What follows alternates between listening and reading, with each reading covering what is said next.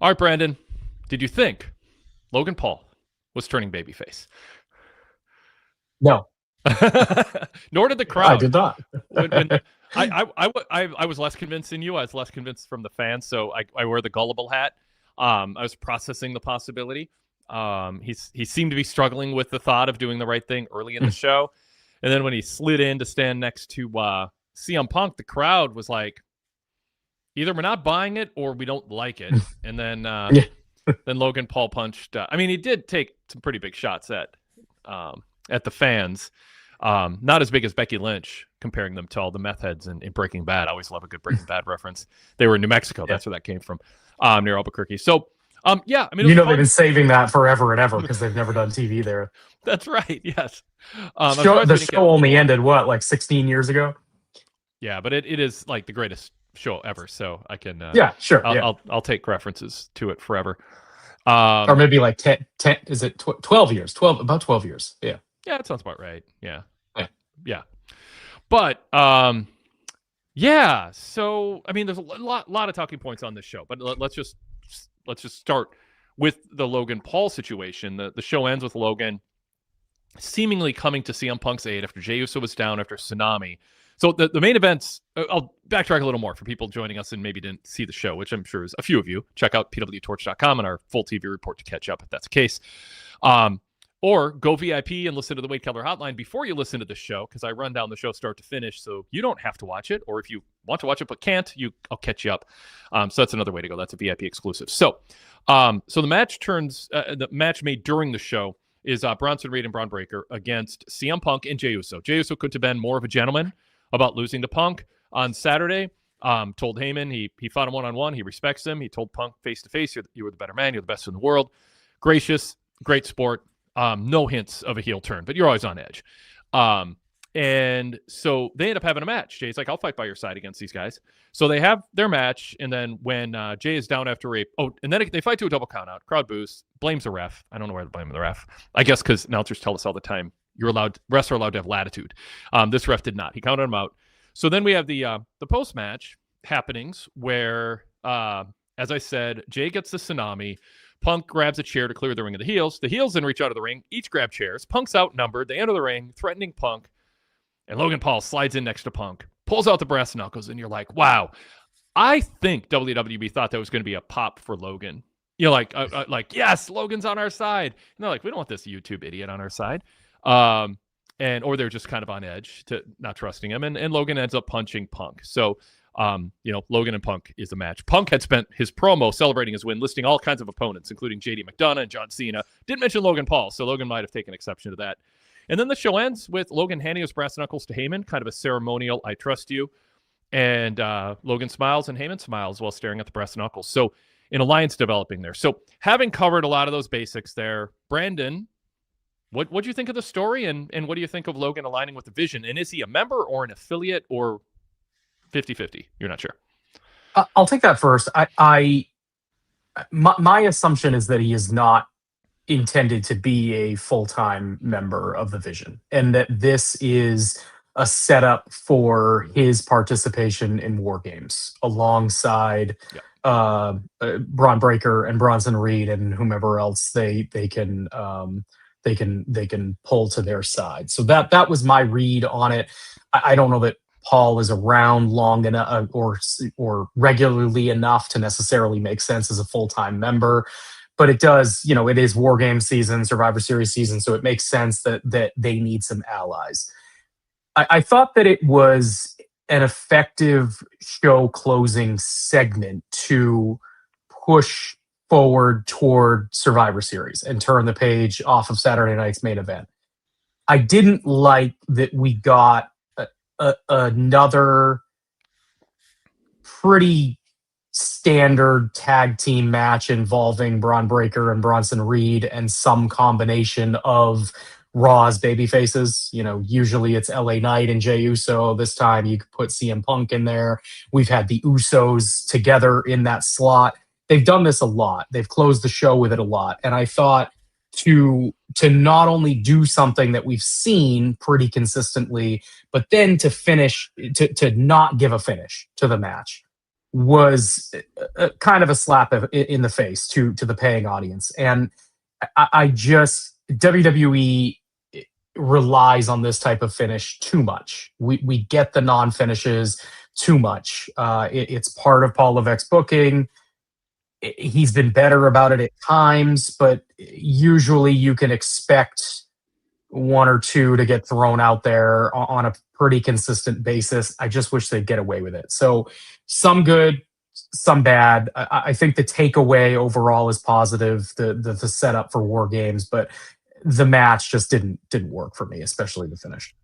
Playing into what you said about this match being familiar, Derek Mitchell says, since July 25th, a combination of the Vision, the Usos, CM Punk, and LA Knight have main evented Raw, except for September 22nd, Rhea Asuka, and last week, Charlotte and Alexis against, or Bliss against Bayley and Lyra.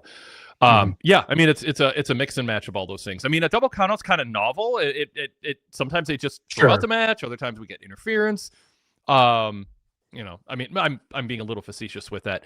The Paul Levesque formula, I mean, it follows Paul Heyman around too. He might be contributing to this because he's involved in a lot of these matches. Is as long as there's something big, like a Roman Reigns appearance afterwards, in this case, a Logan Paul angle, you are. The belief is this is not the time to have a clean finish if that's not part of the story you want to tell. So we're going to have a finish that no one will be talking about or thinking about, Brandon, except for people like you. No one's going to be caring about that because we just saw Logan Paul turn on Punk and make an alliance. I think they believe the crowd knew it too. Yes. The crowd knew something was up. They knew that they weren't just going to go off the air that way, and you got the Roman Reigns chance. I don't know if Logan Paul and his alliance with Paul Heyman is enough to, especially considering they'd already seen Paul earlier in the night. I mean, they clearly wanted Reigns. Yeah, absolutely. They were chanting OTC, and that had happened in the past, and they thought they might get him. It's always kind of prompts the question, what was Roman doing in the building if he didn't need to run in and make the save afterwards? Maybe he just hangs out every week, and if he's needed, he runs out for a save. If he's not, he just chills backstage, playing video games, talking to his kids on FaceTime or something. Very Orange Cassidy-esque. Yes. So I think WWE goes to the non-finish with a confidence that nobody notices or cares too often. I agree with that. Every single individual one you can justify when you're in the back rationalizing, we can't have Jay lose. He just lost to Punk. We can't have Punk lose. He's a champ. We can't have Reed lose. We don't want to define him down. We can't have Breaker lose. He's a Mr. WrestleMania in the future. So, they book finishes they can't get out of. I think they look at all the options, and I do think they're cognizant of what we're saying, and they decide it is the least of all the evils. And I think every week you can rationalize that. But if every week you choose the same cop-out finish because it is the lesser of all the other evils, it adds up to matches not seeming to matter as much. So that's why you shake it up if you can, even if it's painful, and pick your spots to non-finishes. That said, I mean, obviously they did deliver with a big angle with Logan Paul leading up to War Games. And I was speculating on that in my Wade Keller news bulletin, the written and audio version of it for VIP members, that, they need to fill out that heel side. It's going to be Jay turning. There was even, I joked about it last week, but there's, just some speculation. Maybe Austin Theory is going to show up and be like a new guy in the group. They got to add bodies to the heel group, repackage him. So yeah, Logan wasn't on my radar. Maybe he should have been. But it adds something to the War Games build. So yeah. Adam Kidd says we need braver booking. Adam Kidd also says Roman was getting his teeth whitened. That's why he wasn't there. Mark Biscotti says it's NWO booking without NWO heat. And Adam Kidd, I don't know if this is a dig at you, Brandon, but he goes way, way too much Brandon. Now, see, this is why commas are important, people. What you mean is way, way too much, comma, Brandon. In other words, way too many non-finishes, as Brandon said.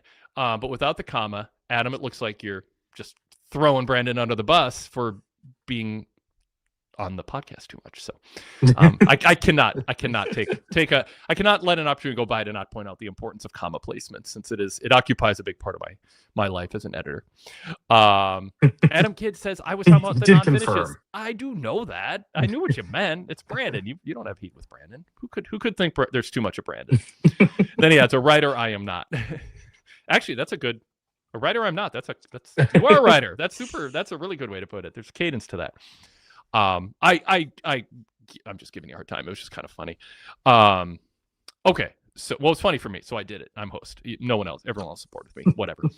All right. What do we? Okay, we're 10 minutes in. Let's pause. Let's do a quick introduction, and then let's explore more with this Jay thing, because I really want to get your thoughts on the story they're telling with Jay. I want to get more into the CM Punk promo and how he came across, and we can even kind of look back a little on Saturday night's main event. I did a Wade Keller hotline Saturday night with a ton of thoughts on the show for VIP members. That was up Saturday night, but I haven't done a live free show with a co-host or any kind of other discussion on it.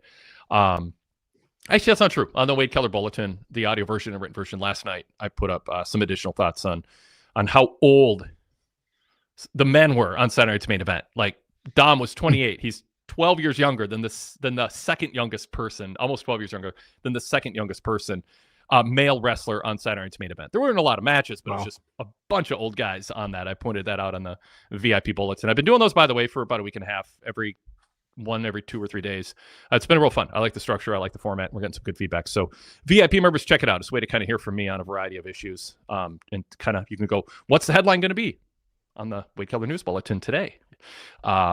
So, and by the way, last night's was a look ahead to November. I was like, I'm kind of overwhelmed with everything coming up, and I'm like, let me just do a story on it and kind of look at all the moving pieces for NXT, WWE, AEW. And we have, blood and guts and war games and the Survivor Challenge. And I mean, there's so many things the second half of November. There are 4 Saturdays in a row to end November and begin December, one every Saturday night from every group. And so we're in the lead up to that. And then we got the blood and guts thing next week. So a lot going on. I kind of did an overview of that as the cover, the main headline story in my VIP exclusive Wade Keller Bulletin. So check it out. PWTorch.com/GoVIP if you don't want to miss out on everything that we do at our brand here at PWTorch, and tons of archives, tons of podcasts that are VIP exclusive, all compatible with Apple Podcasts, Spotify, Patreon, and an ad-free website too, and ad-free versions of our free shows. We are on one of those free shows, and if you're a VIP member, you're listening to us on the podcast side without commercial interruptions. Welcome. Thank you for your support. If you're watching us live on YouTube, thank you. We got our chat going, so join us there if you want to be part of the conversation. It's a civil, cool group of regulars with some people joining us here and there, adding to the mix, and you can be one of those new people if you're new to us or haven't joined the chat yet. We are live after Raw, Dynamite, and SmackDown every Monday, Wednesday, and Friday. We also have other hosts covering NXT with a live show on Tuesday nights, and then Brandon and Greg Parks often sharing duties hosting after major PLEs and pay-per-views. Brandon LeClair, my co-host tonight. Brandon, welcome. Good to have you here. I see you host all the time. It's fun to have you as co-host and get to actually interact with you. Yeah, glad to be here. It seems like I usually end up on the Dynamite shows. For some reason, I don't end up on Raw, SmackDown all that often. So glad to do one of these. Yeah, it's great to have you on. I always like talking wrestling with you.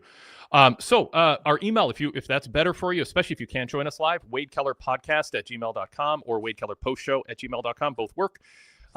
If you want to respond to Raw, Dynamite, or SmackDown as you're watching it, even if you're not going to watch us live on the post show, you can contribute your thoughts, your questions, or topic suggestions at that email. You can also be a video caller. Look for the link in my PWTorch TV report on Raw tonight. Hope you're all checking that out. I throw in analysis and observations and quips in my report. So if you can peel yourself away from social media and open up a tab, you can see what I'm saying about the show as it is happening. Yeah,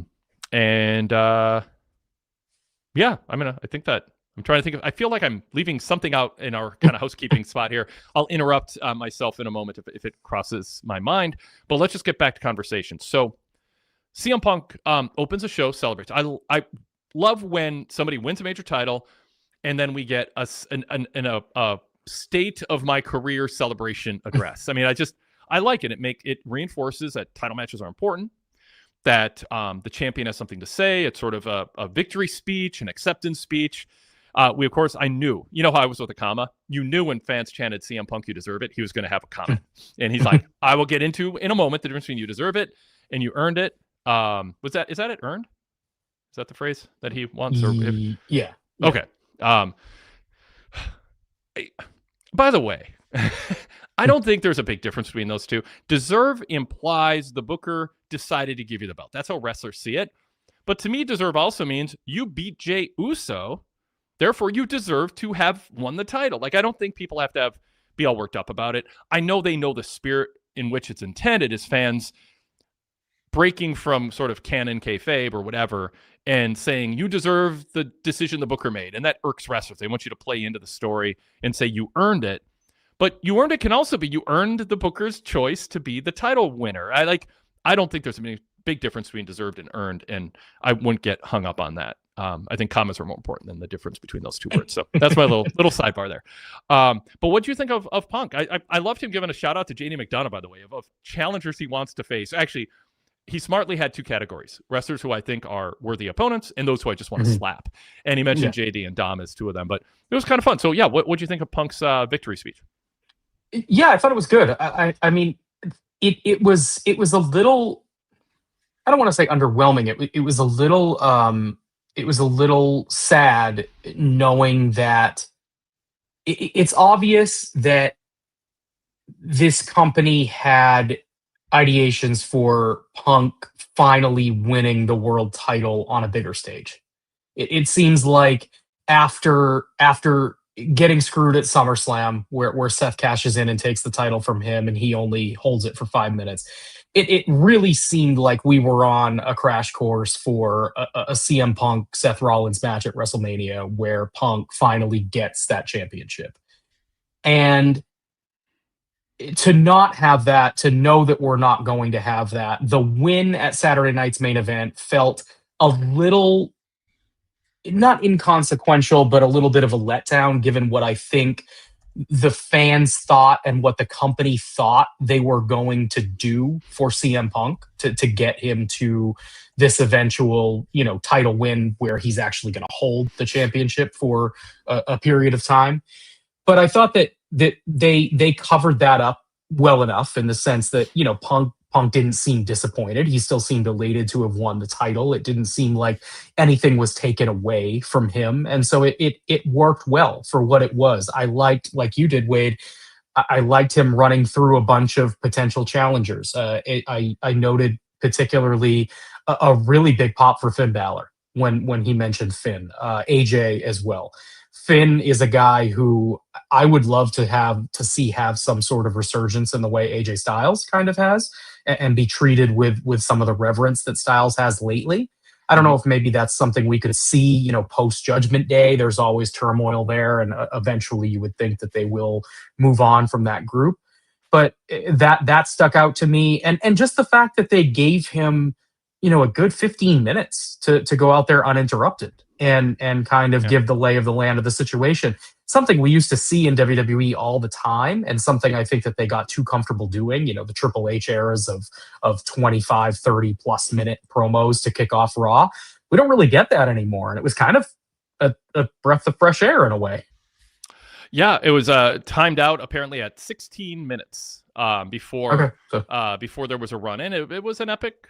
It felt important that he won the title. Darrell in the chat says, Punk's promo is something Raw needed to set them up for the future, and hopefully this can head them in a better direction so they can correct their booking week to week.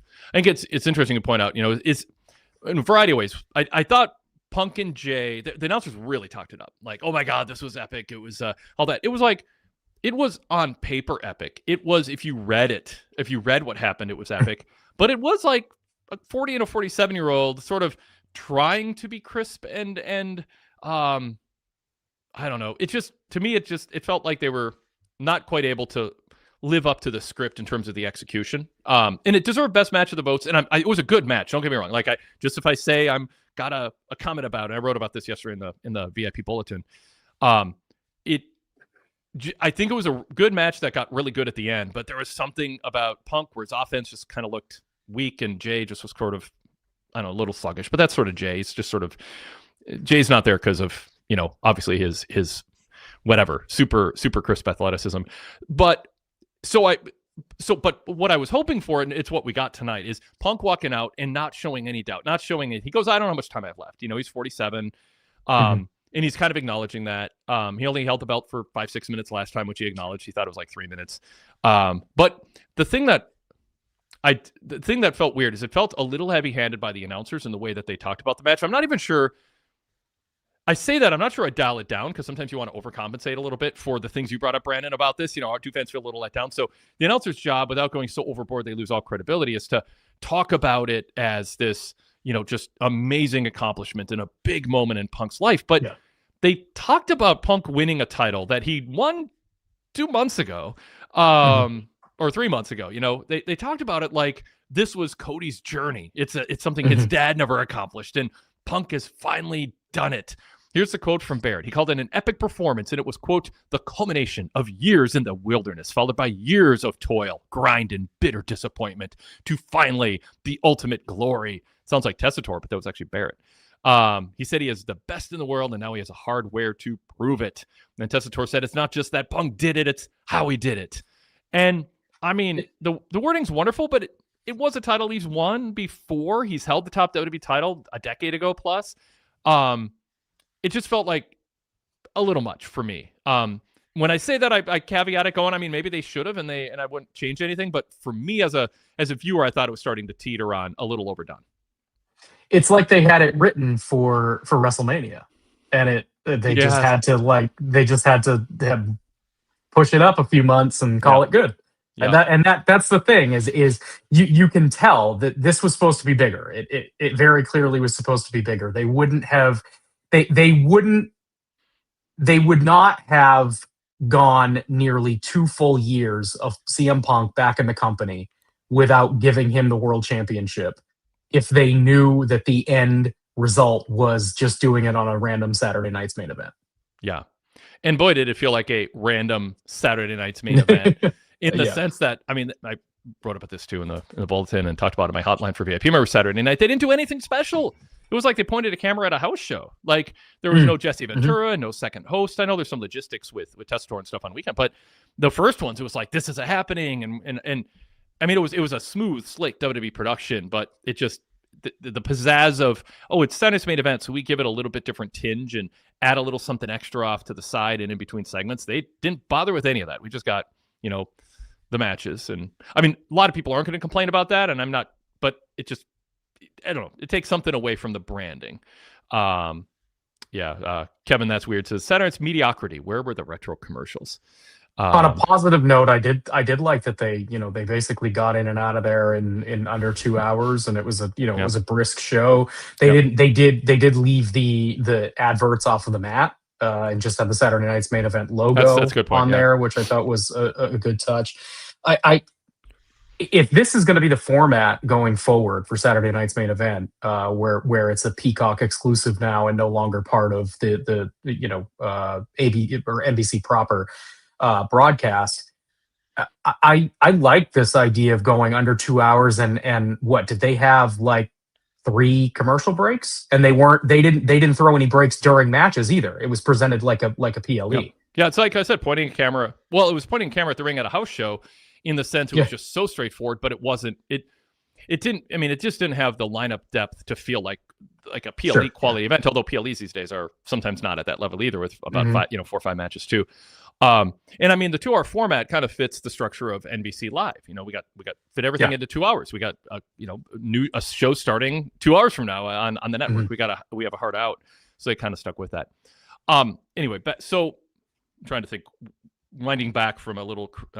Evaluation and critique of the pros and cons of the SNME format. I don't know. I mean, I Punk's promo was good, and I liked him laying out a whole list of opponents. I wonder if Logan is going to complain. You listed all these wrestlers who you respect or want to slap. Which one am I, and why did you leave me out? I mean, it is there for him. Standard Deviation says, when Punk is listing JD McDonough as a world title challenger, there isn't much depth right now. That said, I will take a Punk JD McDonough match. I will take JD against anybody because he's just so good, and I think he's good enough with his bump taking and antics and good offense too, but mostly just the selling. He can give Punk maybe the best match Punk has had in quite a while. Because Punk is showing his age. I mean, so that'd be fun. Derek Mitchell says, I think Punk was digging in the bargain bin, pulling out names. And Kevin, that's weird, says, I think the entire segment was to sell his new khaki sweatshirt or hoodie, I guess. Anyway, cool. All right. There's something else I said I wanted to cover. Jey Uso, and then we'll get to some calls. What do you make of what we didn't see with Jey Uso tonight? By the way, like it just You mean like in the sense that he was a gentleman and he thought that he's. Yeah. But then Heyman planted that seed. You have a different vision. But then nothing really happened. So what do you make of that? Yeah, I continue to. I mean, obviously, there's the argument where the time for a heel turn is, perhaps at the peak of popularity. You want to strike while the iron is hot. But I just continue to wonder whether WWE is going to be willing to pull that trigger with Jay, just given the amount of cachet that he has with the audience, the live crowd at the very least. I mean, they're able to virtually eat 10 to 15 minutes of TV time every week just with Jey Uso's entrance. And, for the people watching at home, I don't know if that's a great thing or not. I certainly use it as an opportunity to fast forward if I'm not watching live, because it's the same thing every week. But the live crowd loves it. And I don't know if they want to give that up because it's such a piece of seeing WWE live right now is the Jey Uso entrance. So I think that maybe they had ideations or thoughts of maybe going that route and have pivoted away from it. But they could just be pulling back with the intention of thinking maybe the fans will think it was some sort of red herring, and then they can pull the trigger and have it be really impactful. But I don't know. Do you see an impactful run for Jey Uso as a heel? Do you think that moves the needle for babyface opponents? I think they see, and this is where you get into a little bit of the the term was coined like 6 years ago, the Codyverse. Like he just fought people, he just wrestled people who he hung out with in the locker room, and it was sort of the safe space. He could do his thing. And then you have like the Moxley verse, where he likes Power Hobbs, so we'll have a couple singles matches with him, and then Danny Garcia and Wheeler Yuta, I respect them. Let's put them in a group and have them with me. And obviously Claudio and Moxley are tight. And so like you see like clusters of people who are sort of just associating with their own clique and coming up with feuds. There's a little bit of that with the Bloodline with Jay.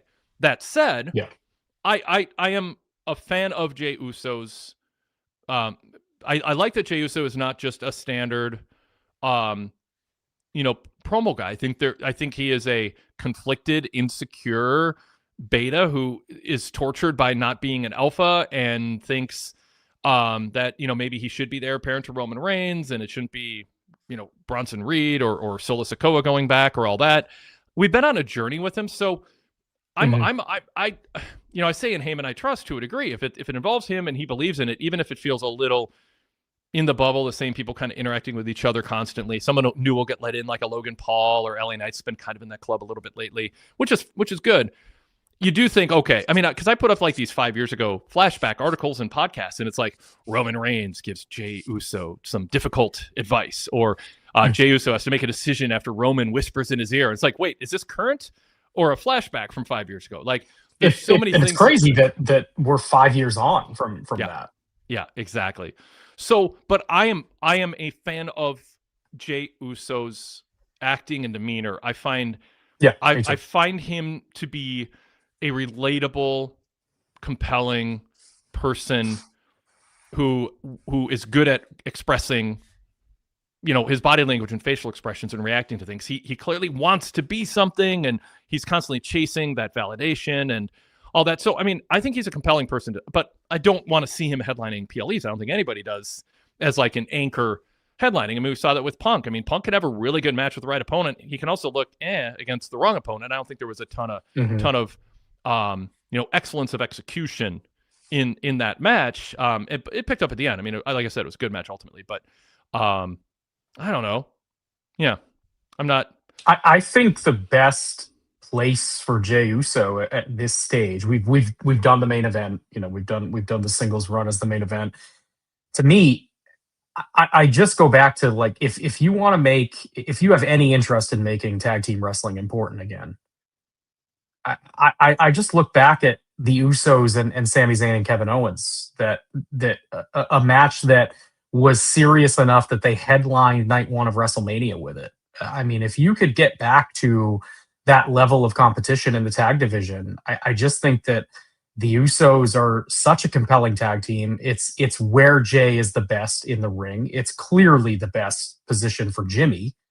And if Jay is bringing the level of character and personality that he does as a singles to feuds in the tag division, you can elevate the tag division to a position that it hasn't been in years.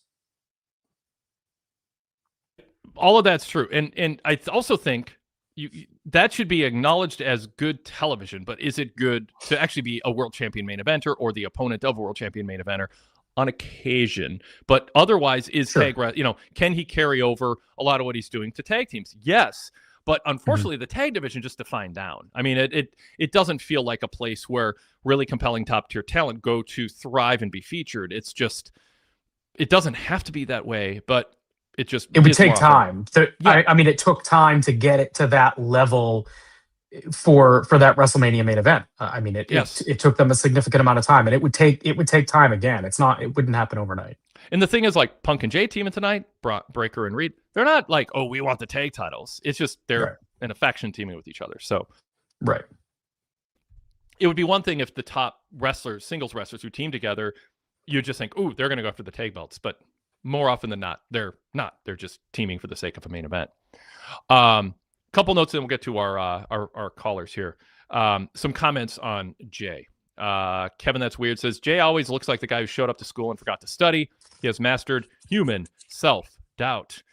Derek Mitchell said Jay's character is heavily defined by a personality arc that prominently features emotional depth, inner conflict, and significant struggles with self-doubt and insecurity. M.A.Face says, or Mayface says, I mean, it's possible to still have the yeeting with Jay as a heel. Just look at Seth and that dumb song. And let's see, I think there was the moments. All that matters is the moments. Yeah. Derek adds, Brandon, I don't think WWE's interested in tag team divisions. The Usos versus Sami and KO was an outlier at WrestleMania because there was a key main event storyline. Kevin That's Weird says they should bring the Hardys back, put a few teams over. They're still hot with the crowd. Speculating in my VIP news bulletin yesterday about, could who from TNA would be good to add to this tournament, because we got a very mundane. We'll get into that in a bit. I don't know if mundane's a word, but just a basic first two matches. It doesn't exactly live up to Cena's mystery of outsiders from outside the company. We'll get into that. Okay, well, let's just get to calls. There's so much more on the show we can talk about. We'll see where things go. We got Anthony and Lu Song. How do I pronounce this second name? Hey, how you guys doing? Oh, hey, it's Lu Shang, but you can just call me Lu. Lu. I will call you Lu. So I don't butcher the pronunciation. Second one. How you guys doing? What's on your mind about Raw tonight? That ending, boo, boo. Count out ending sucked. We get a chance to see this, for the last few weeks or so, you know what I'm saying? This year particularly, a lot of these, dead end endings to a show. Watching at home is one thing, listening to you break it down, but being in the crowd there when the ending of the show is a count out loss, and you know what I'm saying? And there's no promise of a dark match. You know what I'm saying? It's a fart in church, the way it sounds when we get ready to go home. Yeah. I mean, they can shine it up with post-match happenings and get a big pop, but you get invested in what you're watching. And if the story the booking tells fans is the moves count, moments count, but match outcomes, it's just what matters are moments and angles. And the foundation is, what are they fighting over? They're fighting over the pride of winning, the agony of losing. So yeah, you gotta. I think, again, each individual situation, it's the easy way out. They rationalize it. They have their reasons, but it adds up, as I said. What else, guys? Now my homie, you know what I'm saying? This is your First ever live Raw. Mhm. Mhm. You know what I'm saying? So like, long time fan, first time deal in the loud crowd. So that was great. So we also came to the AEW show that they had in this very same building. So WrestleTix had it down that it was, there was about 3,100 in the building. It was definitely a much, much bigger crowd this time around. I don't know what they said on TV, but I think they sold, every bit of 6,500 seats. Yeah, they reported WrestleTix had around 6,400 earlier in the day, at least. So they probably top 6,500. Yeah. Right. Yeah. I mean, real packed show. I don't know how it sounded on TV, but like in the crowd, it seemed like that we were smartly tame. That we got up maybe for the things that we got up for, but we weren't, really pounding down the sound that I thought that we would have would be in such a smaller venue, a full packed crowd on a, Monday Night Raw on Netflix. I'd have never thought that they'd have been in Rio Rancho to actually do this show. It was really surprising that I even seen it on the calendar in between, shows that they can put, 13 to 15,000 in easily. What kind of buzz was there just among fans who don't get to, I mean, they talked about it on TV. They said this is the first Raw ever in this market. The test stored all kinds of superlatives about the buzz and anticipation in town and in the building. How did it feel? Did it feel like this was a big deal coming to your city?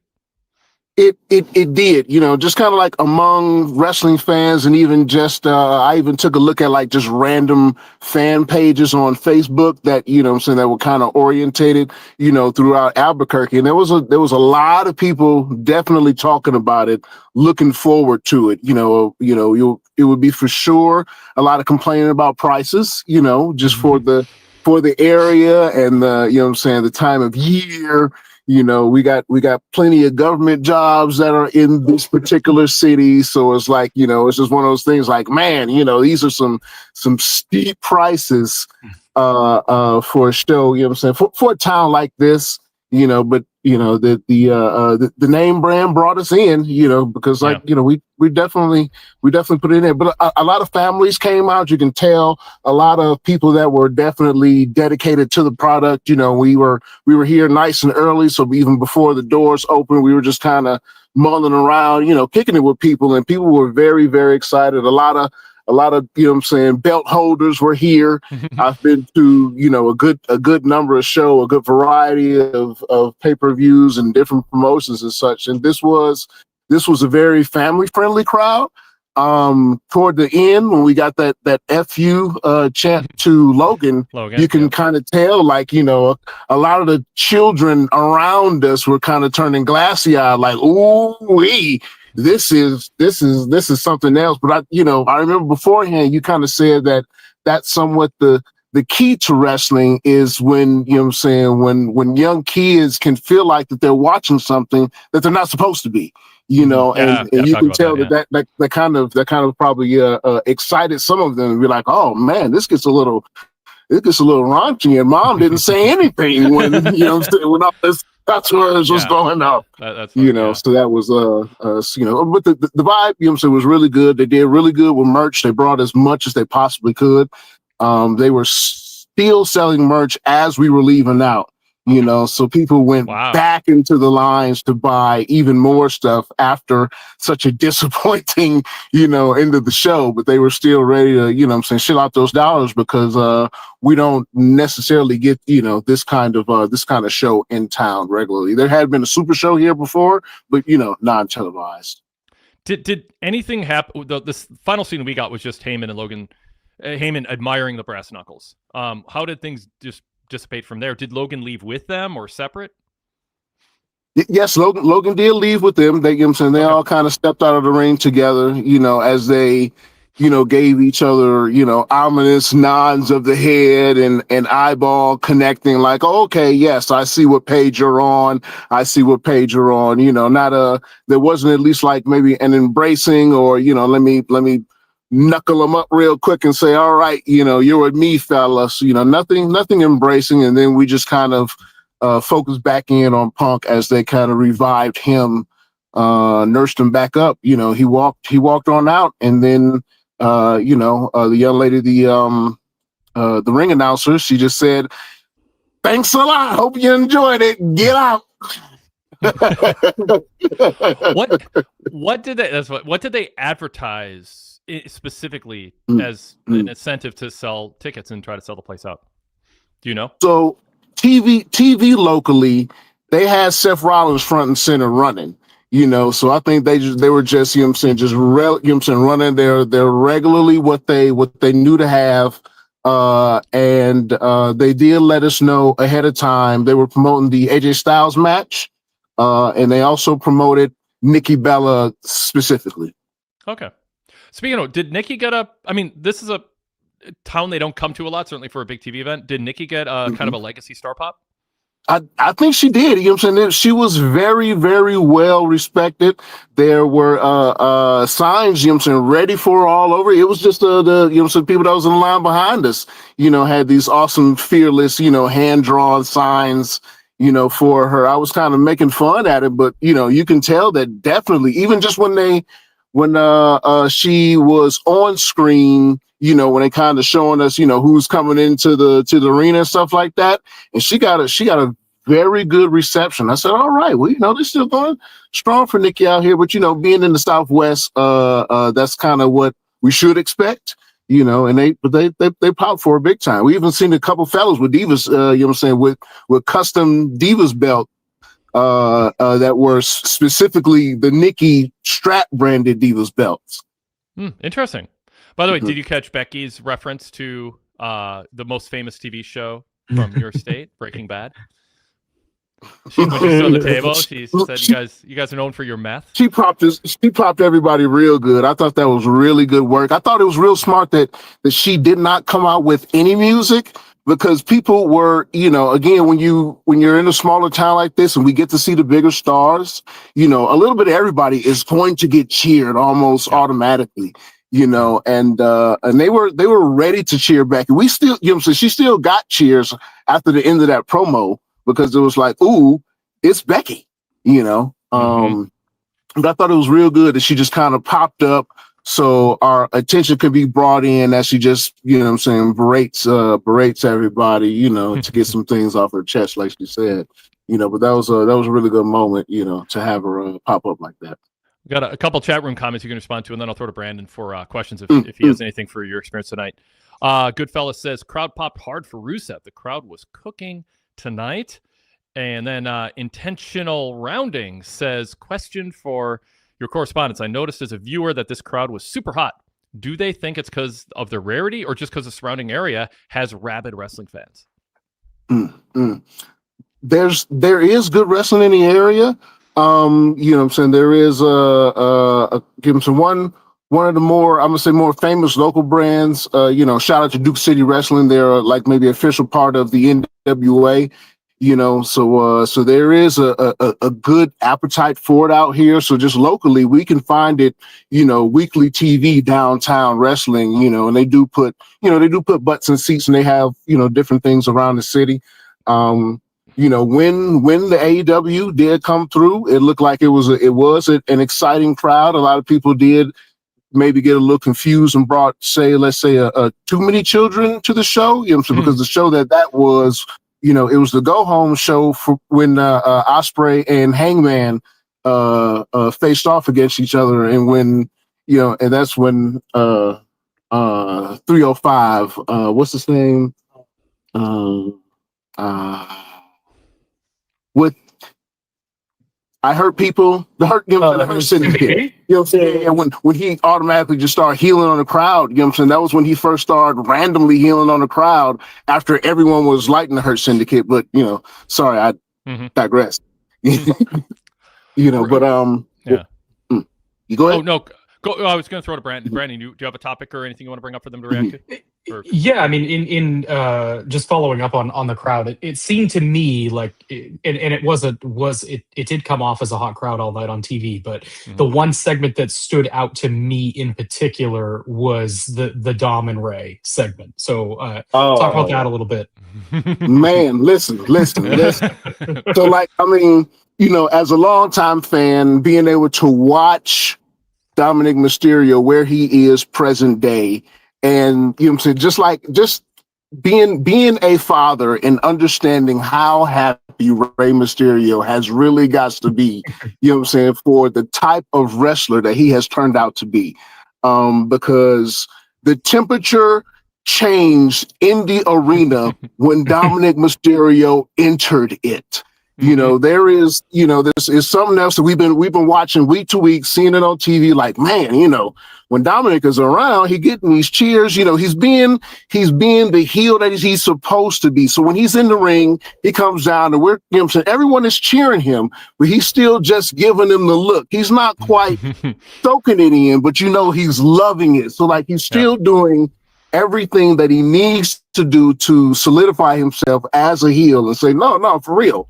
I am a bad guy, but I know you all love it. But then when Rey Mysterio came up, the 619 pops up.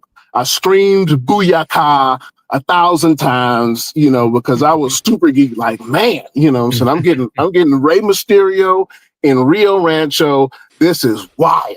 And but yes, I'm saying, like, everyone was in love with that moment, but it was definitely really interesting to see how much respect we wanted to give to Rey, but also the amount of that, that people have for the character that Dom is playing, and and the back and forth to see how we continually was reacting to it, but at the same time, we weren't picking sides. We didn't quite side on it. So you can definitely tell that this was one of them situations where it was a moment, there was a holy S chant, of just the prospect of him being back in there face to face with Dom. And that was, it was a really, really energetic, incredible moment during that segment. It's fun seeing Dom just walk in the ring and go, I got it. I'm a star. You guys are here. Like, it fits his character because it makes him a punchable face. But he also, as Punk said, there's people you want to slap. He wants to slap or punch in the face. But there's something about him that just is. We're watching him grow up in front of our very eyes into this guy. And Derek says Dom is a Pete Davidson of WWE. WWE did a lot of Dom promotion tonight, says Cavante. Derek Mitchell says the two lines of the night were Dom telling his dad, keep my father's name out of your mouth, a reference to Eddie Guerrero when Ray mentioned Eddie. Wow. And then just going, yes, I am better. Standard Deviation says, I used to think Dom had no talent and would be lucky to be on TV for more than a couple years. LOL. And Adam Kidd goes, yeah, Dom has it. So yeah, it's fun. You see it on TV, guys, but then you're there in person. You're like, okay, yeah, this is hot. It's super hot. Yeah, what I'm saying? Like, exactly. Yeah, exactly what I'm saying. What the two of you brothers been said plenty of times to us, well before today. Like, hey, listen. Do you hear this growl? Are you listening? Mm-hmm. And just actually being there is like, oh yes, for real. It is something else. Yeah, it is really something else. Yeah. Brandon, anything else you wanna bring up from the show? Only other thing I wanted to mention, I don't think this was shown on the U.S. broadcast. I've been watching the show. I've been watching Raws on VPN, so I can get some of the in between breaks, the stuff that we don't get in the U.S. So they often show like the in arena promos that they do, and I noticed that Rusev seemed to get a really solid reaction. Talk about that a little bit. I thought it was interesting that Rusev had got that pop that he did. Cause I mean, I feel like I'm just a super fan. So like I smile and boo at the same time. A lot of times I'm that character that that Mr. Keller is talking about. Like, oh hey, wait a minute. I think he's saying both "Let's go Cena" and "Cena sucks." That's me in the crowd. He's talking about me at me when he says that. But I think I think a lot more of us was there today for that, and just the presence that Rusev brought. The promo that he was kicking. So like even when he walked up over there, and before the promo had even began, we were yelling Rusev Day. it was like, man, what is, I'm saying? Okay, yeah, I'm with it too. Yes, like Moscow kick, yes. And just everyone was really, really with it. And what I'm saying, and it just continued to catch more fire. So as he spoke, we shut up and listened for a minute, and it's like, yeah, you're gonna kick somebody's butt, right? Yeah, because that's all people really want from Rusev. It's just like, let's just make him a powerhouse, give him, give him a couple quick quips, and then we're good to go with I believe, suspending whatever else that, that could have been damaging about Rusev. I think people would be ready to get behind it. But we also gave hella cheers for Sheamus. They mentioned Sheamus, we popped big for him. I said, well, okay.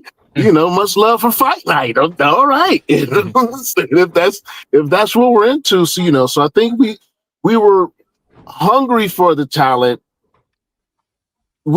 We popped at the Netflix logo, popping in the beginning, because it felt different to like be there and say, all right, cool, yeah, we know it's on Netflix, and I've been, kidding around with friends all week. Yeah, hey man, you're gonna check me out on Netflix on Monday. You heard, so I'm gonna make sure I get my Actors Guild payments to start coming in since I'm on here, but but for sure, as soon as that little dome hit in the beginning, everybody's like, oh yeah, and I was, and again, whenever that happens in my house, my dog runs for cover. It scares my dog. He's like 70 pounds, biggest watch dog. He would fight any dog, but he hears that Netflix being bang. He's like, my God, the world's ending, and he runs and hides.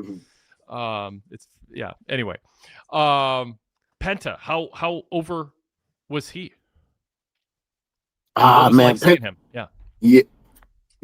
That was, it felt good for me, because like I have never seen Penta live, and and I was someone that became, a big time Penta fan through Lucha Underground, so after seeing Lucha Underground, I was like, oh man, I was all the way, into this dude. So when it come to, fast forward to today, just being there as that, as that bass line hit, and you're like, oh man, here it is. And, that entrance is something else. And that's even when you can't even see Penta himself, you just, after watching it a couple times on the television, you understand what happens, when the first explosion happens, and then when the circular thing happens, I'm, again, I'm such a super fan. I'm the whole time, when it started going around, and it is something that takes over the arena. And, the fact that we were able to, so the crowd was able to stay hot for Penta, like the Americano gimmick, understand that they're, that they are bad guys, and cheer Penta all the way through as he avoids every bit of their shenanigans, and that was, that was real fun to watch. That match had us, had us hook, line, and sinker, and he is another really hot character that you can tell turns up the volume, right at the entrance. Another question, just how did was there a star reaction for Bayley or Asuka? Was Lyra over? Like, kind of, how did that play in front of the live audience in the building? So, I would expect Bayley would have gotten more love, through the match, you can tell that you can, that she's a good enough, wrestler, that she knows when and how to draw the attention for some Bayley chants and such. But, I think she didn't quite get the reception, that maybe Bayley would have gotten in the Southwest if maybe her theme music would have played. But, but she comes out to Lyra stuff. And as maybe Tom Martin will let us know, just as the Pavlovian dolls that we are, as soon as that woo happened, people just want to do that portion. And then you almost forget like who else or what else is happening out there, unless you zone in and look down at Asuka, because if you know to watch, Asuka loves everyone else's theme music and dances to everyone else's theme music all the time. Guaranteed, that's guaranteed to happen. So, you know what I'm saying? So she was down there, getting her dance on. But I don't think we really gave Bailey enough love, for that star, so for that caliber of wrestler to be, there in the arena. Asuka did, the Kabuki Warriors was getting straight up cheers, we had some Kyrie chants that was coming, from the back of me, and I was like, wait a minute, hey, stop that. I love her, but hey, don't give her a chance. And Asuka even picked up on them, and she started, drawing some more of them out of the crowd because her charisma is, is firing on all cylinders right now. I do understand the very animality, that can't come across, with their segments, but for those of us that, they either partake in, Joshi wrestling or can watch random anime, we hear that yelling. It's like, oh yeah, okay, yeah, cool. I get it. I understand what she's doing.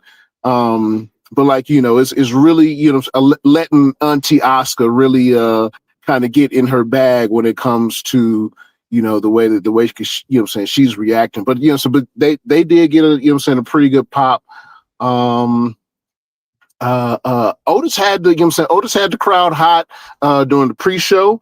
That was very noticeable. What happened? What happened in the main event? So in the pre-show, Otis and Waller, fought each other with the New Day on the sideline, as well as Tozawa was out there as well.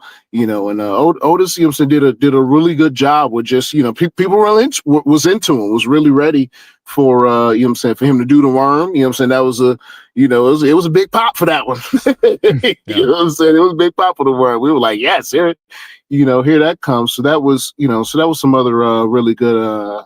Did I miss anybody? I had yeah. By the way, I'll interrupt while you're thinking. Sue, did Anthony promise you're going to get half the talking time? Oh yeah, man. He be running, and I'm just like, yep, he's got it all. Oh, that's funny. Here I'm thinking we're here for two people, and I got your name, and that's the last I heard from you. So, and are you sitting there shaking your head, going, "This is Anthony doesn't know what he's talking about," or is he doing a good job? Oh no, I'd be agreeing with homie. Okay, good. Awesome. All right, cool. Anything else you guys want to add? I mean, before we move on to other patient callers, emailers. No, man. Let's keep the calls rolling. You know what? See, no, I'm about to do it. I'm doing it right now. I'm doing it. Okay, but I got to do it. Yeah.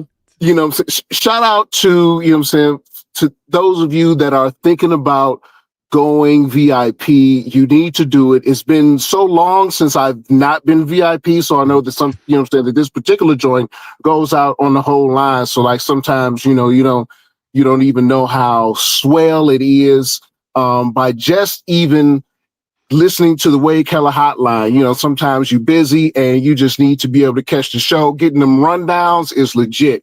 Greg Parks, listening to Greg Parks out loud after you've read his article is another gem. The young fella that's hosting along with Mr. Keller right now, LeClair, when he's hosing down for for the Wrestling Nights in America, and plus he always looks out for those of us in the chat, especially when he's, when he's sidebarring here, where he can look at the chat more. And as we're commenting in the chat, because the live YouTube show, you got to come in for the, the community that is within the chat, everybody that's there, day on, stay on. Shout out to Darrell, shout out to JB from Detroit. I'm from Detroit, you heard me. So like, so that community is beautiful. I love you all. I appreciate the Wade Keller show and everything that it provides. I think Tom Martin has taught me everything that I know, so I'm the smartest guy on the planet. So like, that's it. All right. That was great. I should just leave it there, but I do have to say, you're from Detroit, so I just want to say, go Vikings. Man, come on, man. So you know what?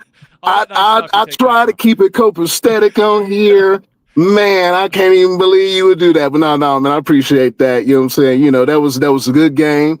Even you know what I'm saying, even against a division rival, man, I love to see it. I love to see the fight because we was counting the Vikes out like, oh man, they you know what I'm saying, they about to have a nothing season. And this was one of those games where, for sure, next thing you know, we like, we're done with this guy, right? You know what I'm saying? This is gonna be easy work, peasy. Oh my goodness, look at this. Because any given Sunday, you heard.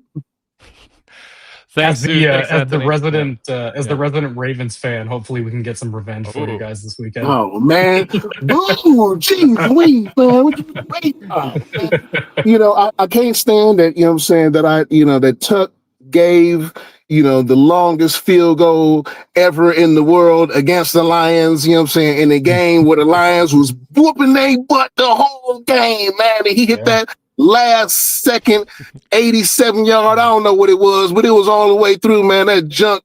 It got broken this weekend, so. Right, yeah, exactly. So I'm glad to be out that history, okay? Thanks, guys. Call again. All right, appreciate y'all. God bless. Great job. Some love for you in the chat too. Said you guys are great.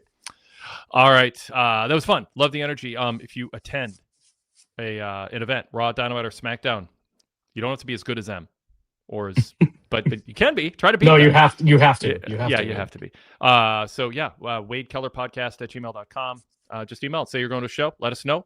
And I would love to have you on to talk about your experience. It's just fun hearing from different people who maybe don't always stay up late and watch our shows otherwise. It would be me next week. I'd call in from Raw if tickets weren't $300 just to sit in the lower bowl. Yeah, no thanks. They are. I mean, they're gonna.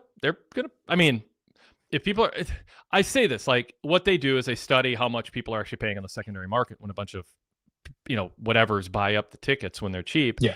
And then they kind of study what are people really willing to pay. And so, WWE takes heat, and I get it, and they're going to pay a price for it, in terms of it not being affordable. But I mean, the prices for so many live events are so out of whack right now for concerts and such too.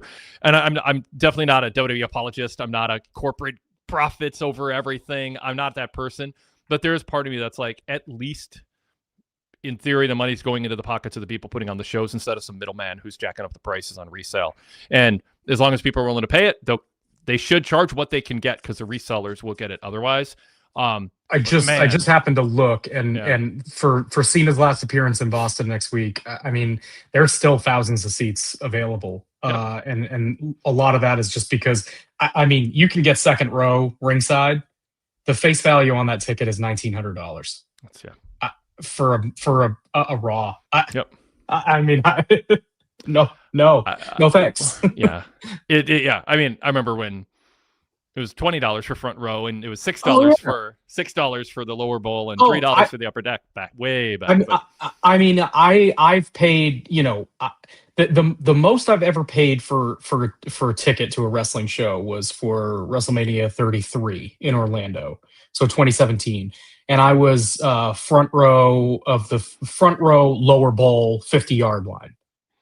So, hard cam side, was on TV the whole night, and that was a $500 ticket.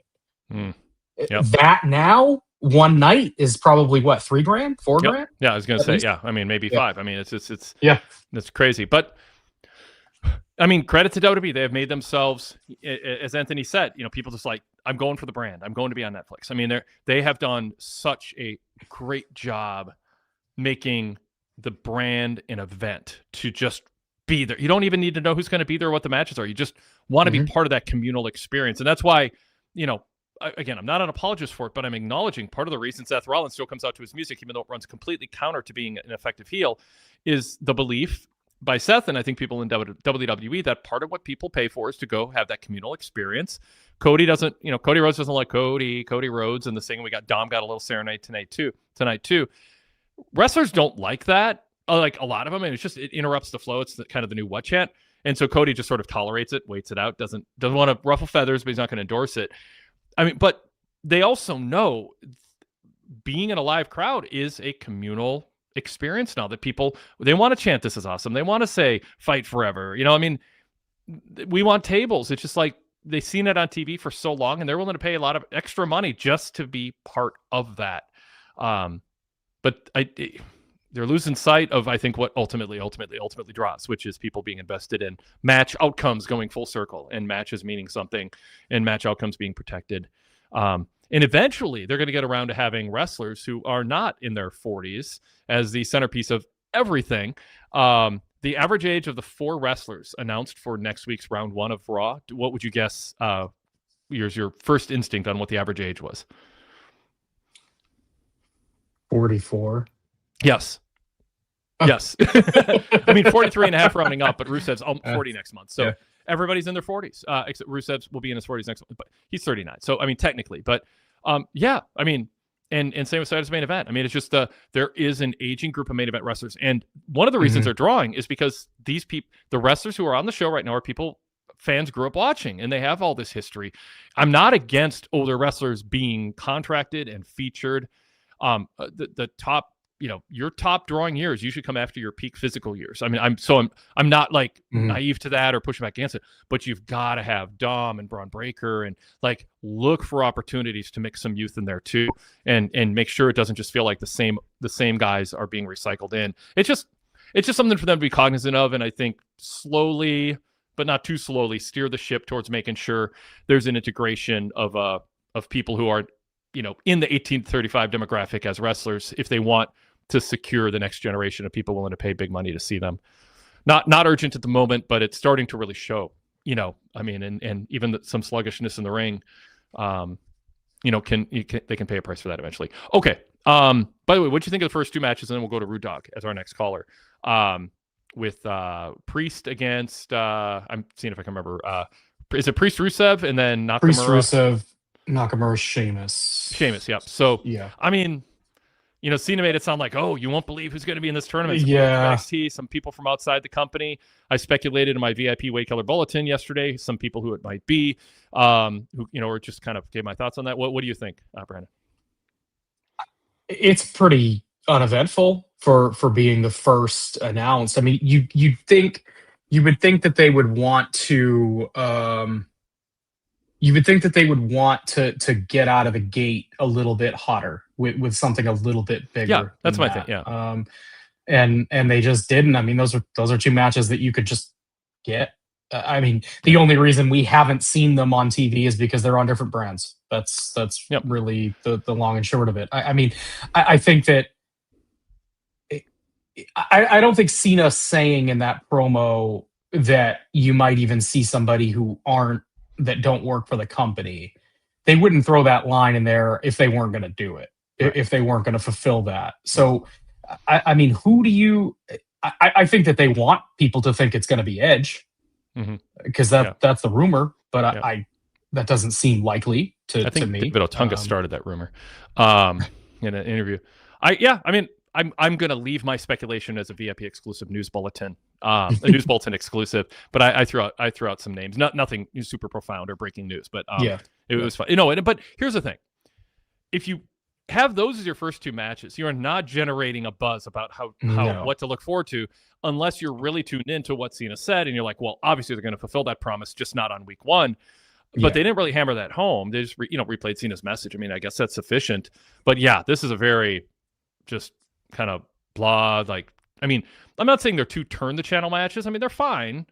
And I mean, people are to Rusev, but do people think Shinsuke is going to be Cena's last opponent? Do they think Priest is going to be Cena's last opponent? I mean, they're legacy. Shinsuke is a legacy megastar, and Priest has had a good couple years.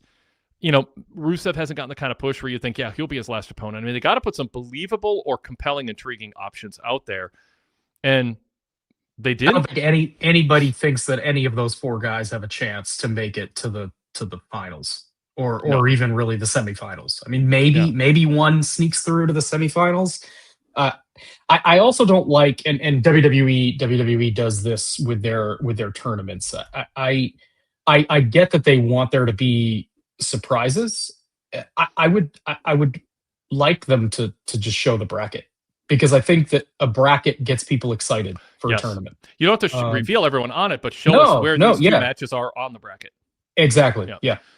Maybe they're still negotiating with Tony Khan for Adam Copeland, and they have 2 brackets, so they don't want to don't show it off yet. Let's not a rumor starter, but a rumor fueling rumors. All right, let's bring Rude Dog in, see what he wants to talk about. Rude Dog, always good to see you and hear from you. Now this was the night of the mustache. Dom has his mustache.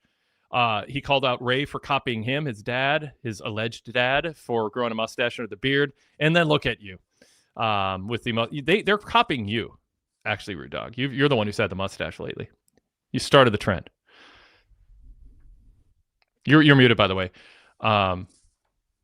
You are muted, Rude Dog. That's Wade's gimmick. Yeah, stop it. I've been good about that lately. I just jinxed myself. The streak is over. Here I am. Yep. Well, good. Good to hear from Sorry. you. That's no Sorry. problem. You ground the show to a halt. Everybody left. Actually, it's peak All right. viewership at the moment. They're all here for you. All right. Well, great. So where do you think this? We're talking about Dom. Where do you think this Dom Ray thing will end? Is it going to be a main event in AAA, or will it be stateside? Do you think? That's a good question, because we got the Survivor Series. It could make sense there, especially if we don't get Dom Cena. Seems like a good stadium match. But In San Diego.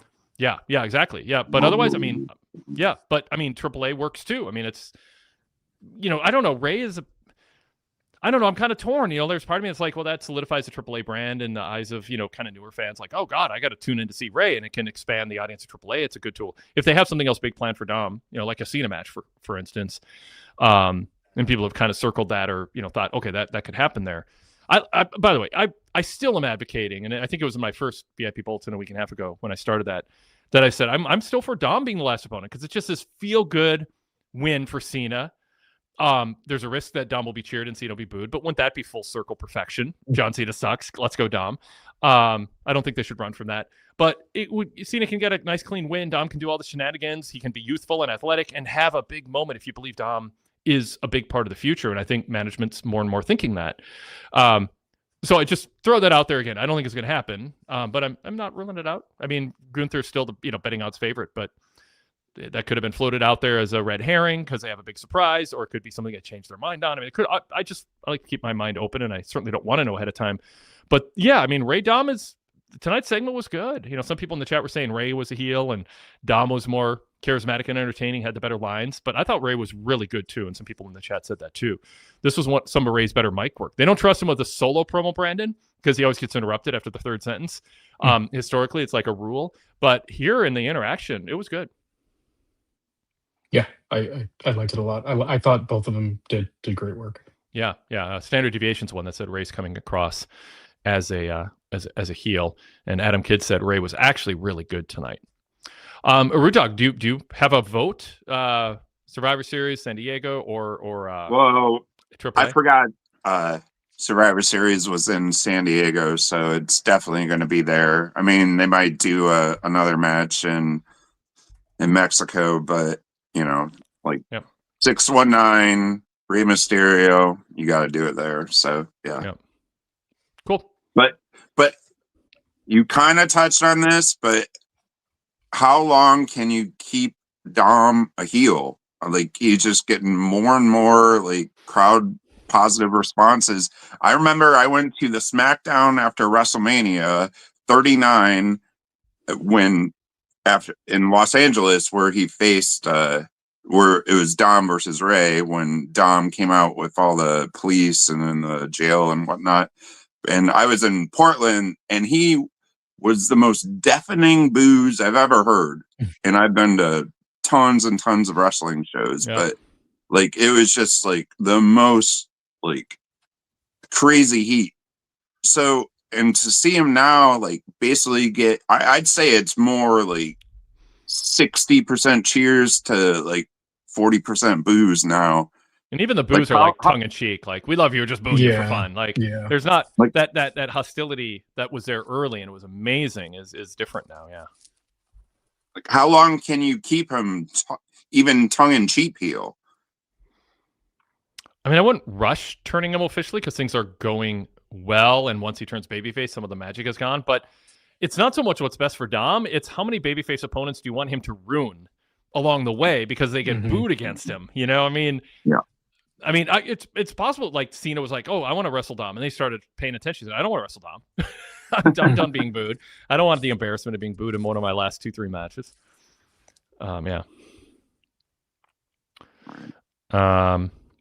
Yeah, Standard Deviation has some love for Ray. I think Ray's been captivating as a character since the pandemic. I haven't heard him talk before that time. So this 5-year storyline is my only impression of him on the mic, and he is great on the mic. So there we go. What else for Doug?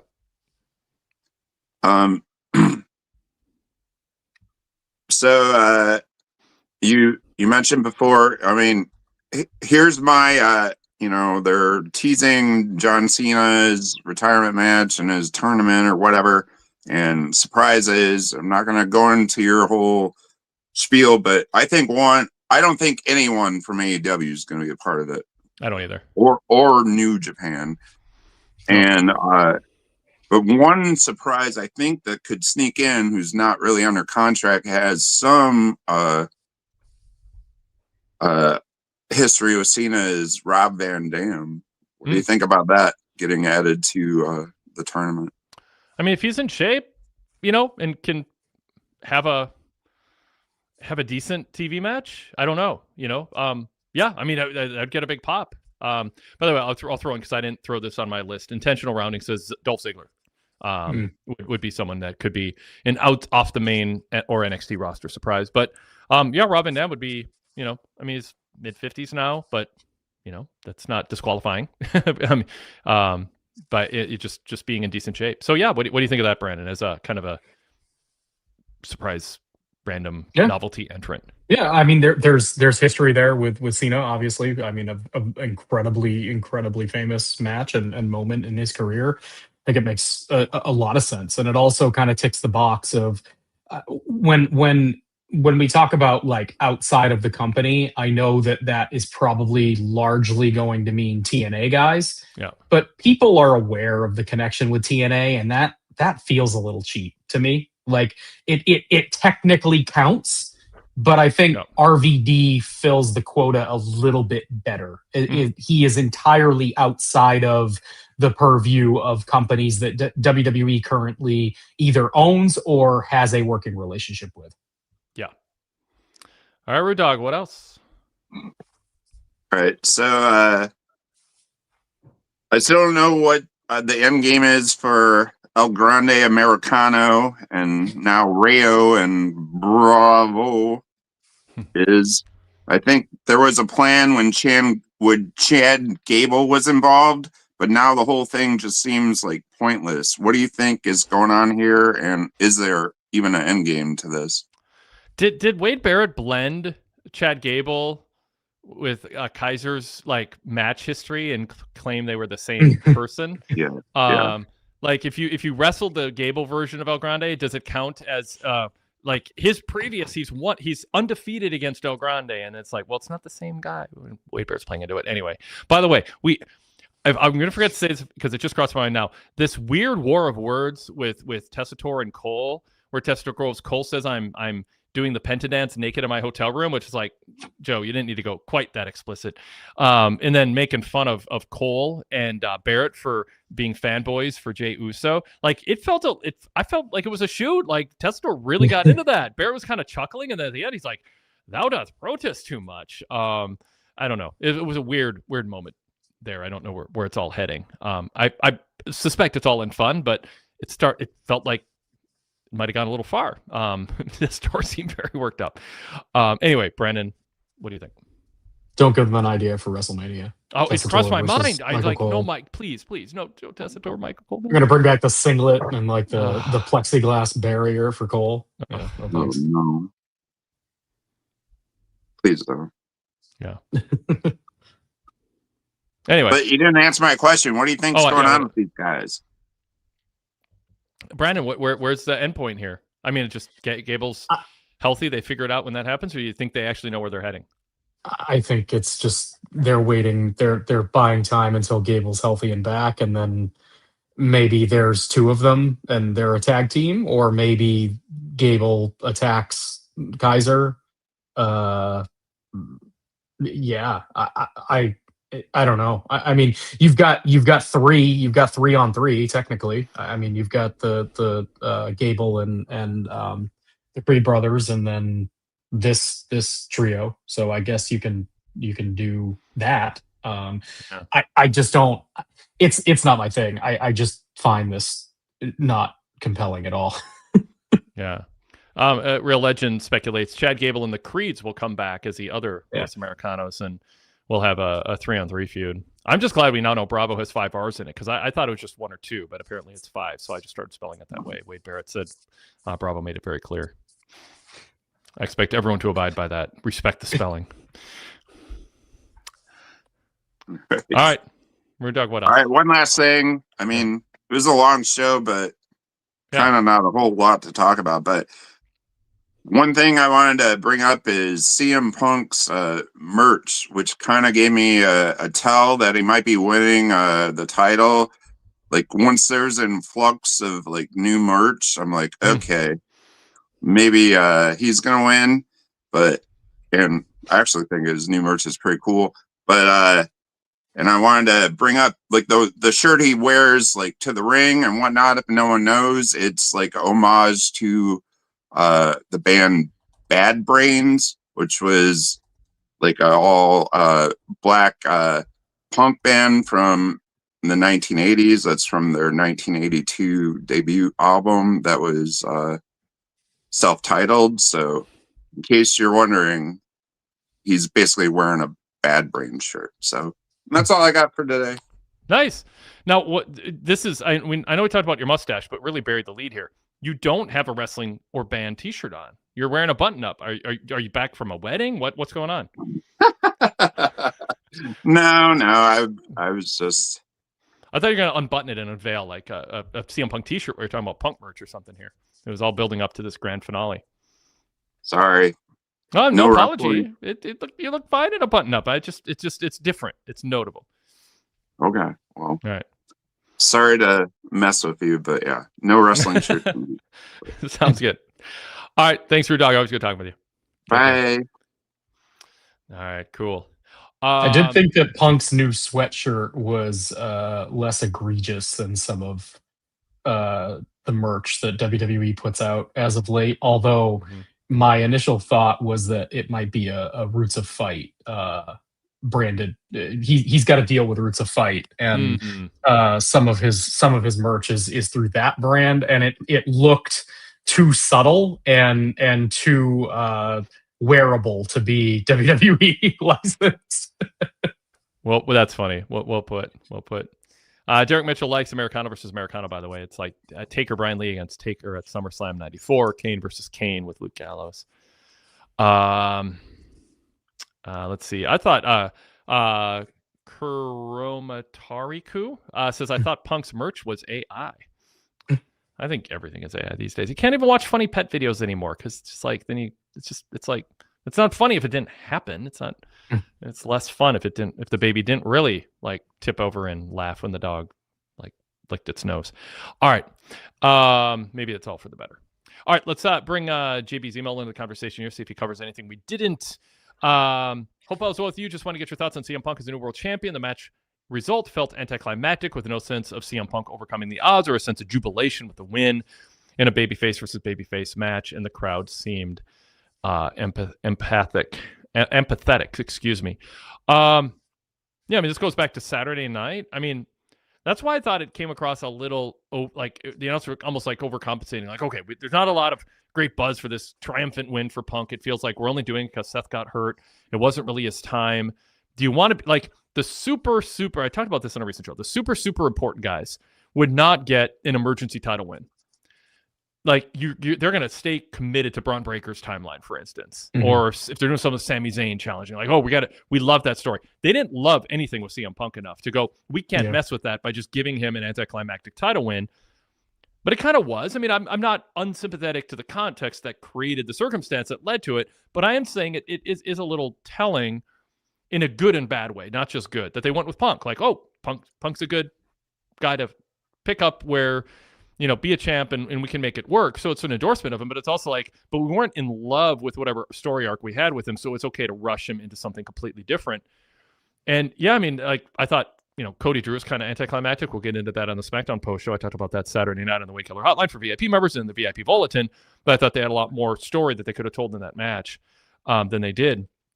But for, Jay and two guys who I just really, really like individually, I have just been completely out on their feud and their matches together. It's just done nothing for me. yeah, I just don't think they're a good style match. Yeah. I mean, I'm on the mic, it's fine. I mean, I think individually they're doing good work, but yeah, and it does kind of feel like, oh, we have a Saturday night's main event we need to fill. Okay, let's see if we can get more out of Drew and Cody. But I mean, they gave it a good college try last Friday and added a stipulation that added intrigue, and then they barely did anything with the stipulation in the actual execution of the match, and that was my issue with it. It just felt like they kind of forgot what they did Friday or didn't come up with the idea. I think there are a lot of things they could have done to play into the whole DQ thing that they didn't.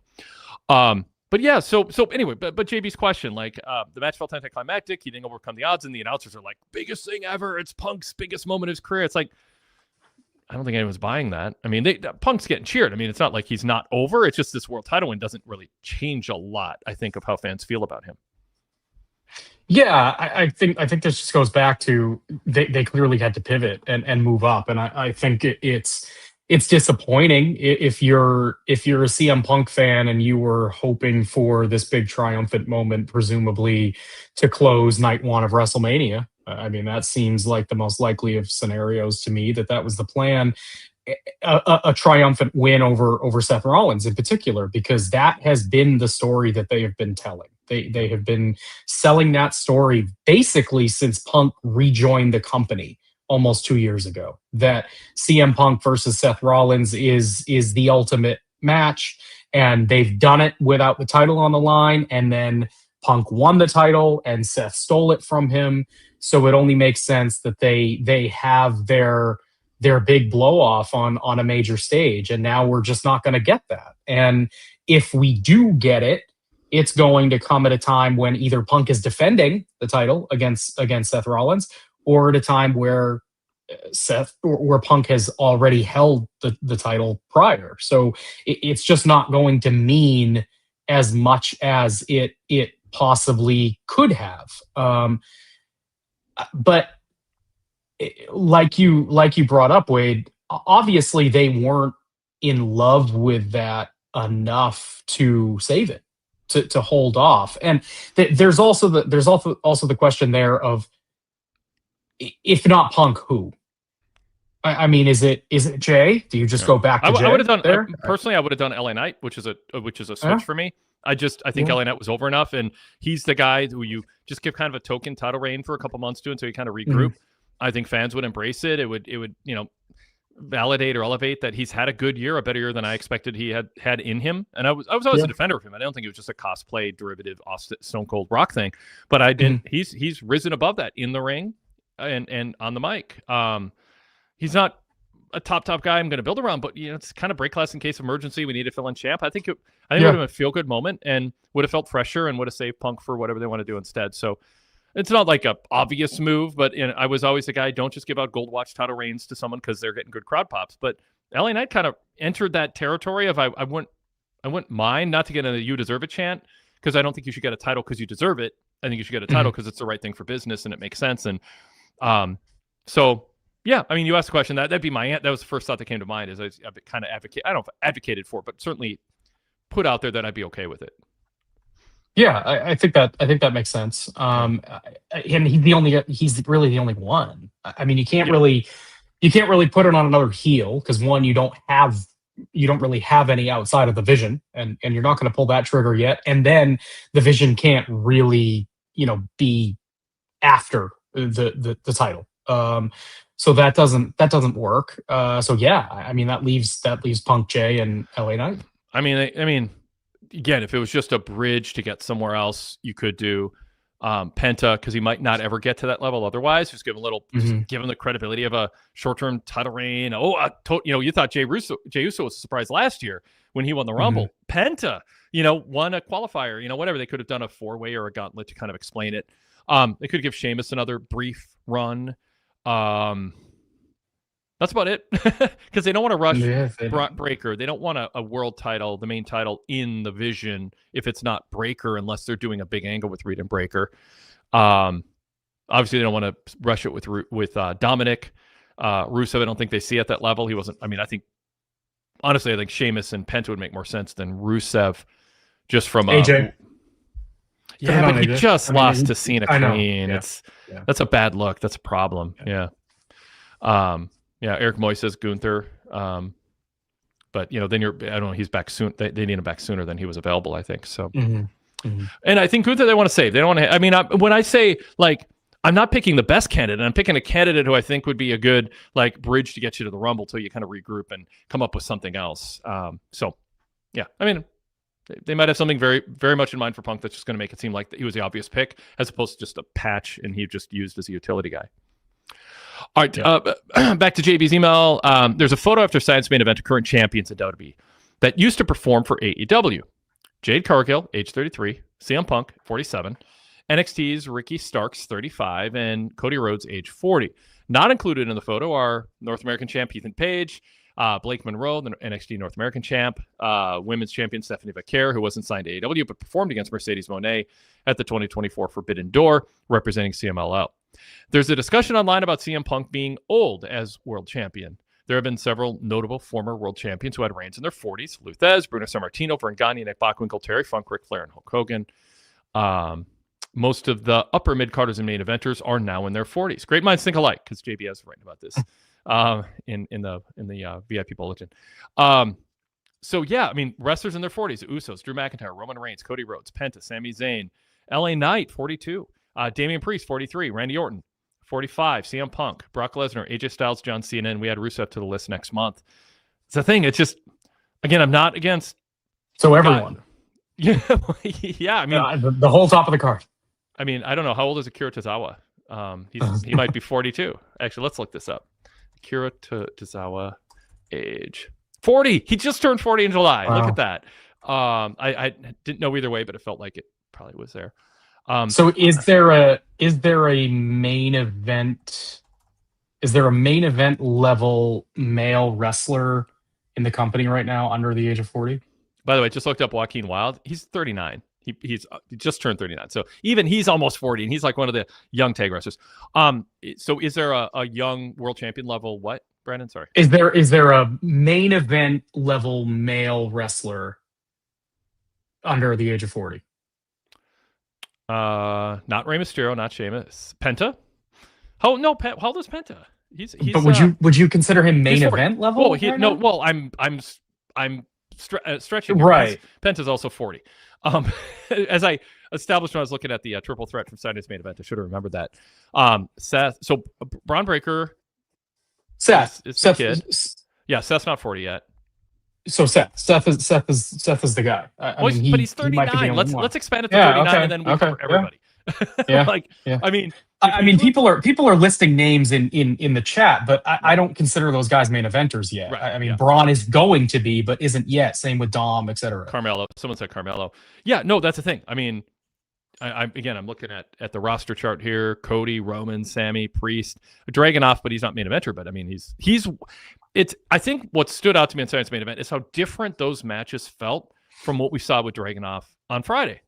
Yeah, it's like I need more of that in the mix, and then you keep some of these older guys fresher too because they're not being overutilized. But yeah, it's crazy when you look at the roster. What's Aleister Black now? 40. Wow. And here's the thing. People are talking about, like Bronson Reed, for example, as being an up and comer. He's 37. So yep. He's right there too. Totally. Yeah, that's the thing. He's been around a long time. Soul Sikoa's 32, just a little young Turk out there. Yeah, it is. I mean, Miz is 40. So yeah, anyway, point made. it's a lot. All right. Let's see. I just gave Derek Mitchell is writing this email. Not. I don't know why. Somehow I thought it was JB. He sent an email too. That's why. But sorry, Derek. Correction. I'm not going to go edit this. I'm just going to say Derek Mitchell sent this. There. So yeah, because I know you're in the chat mentioning it too. Okay, so that covers that. Let's go to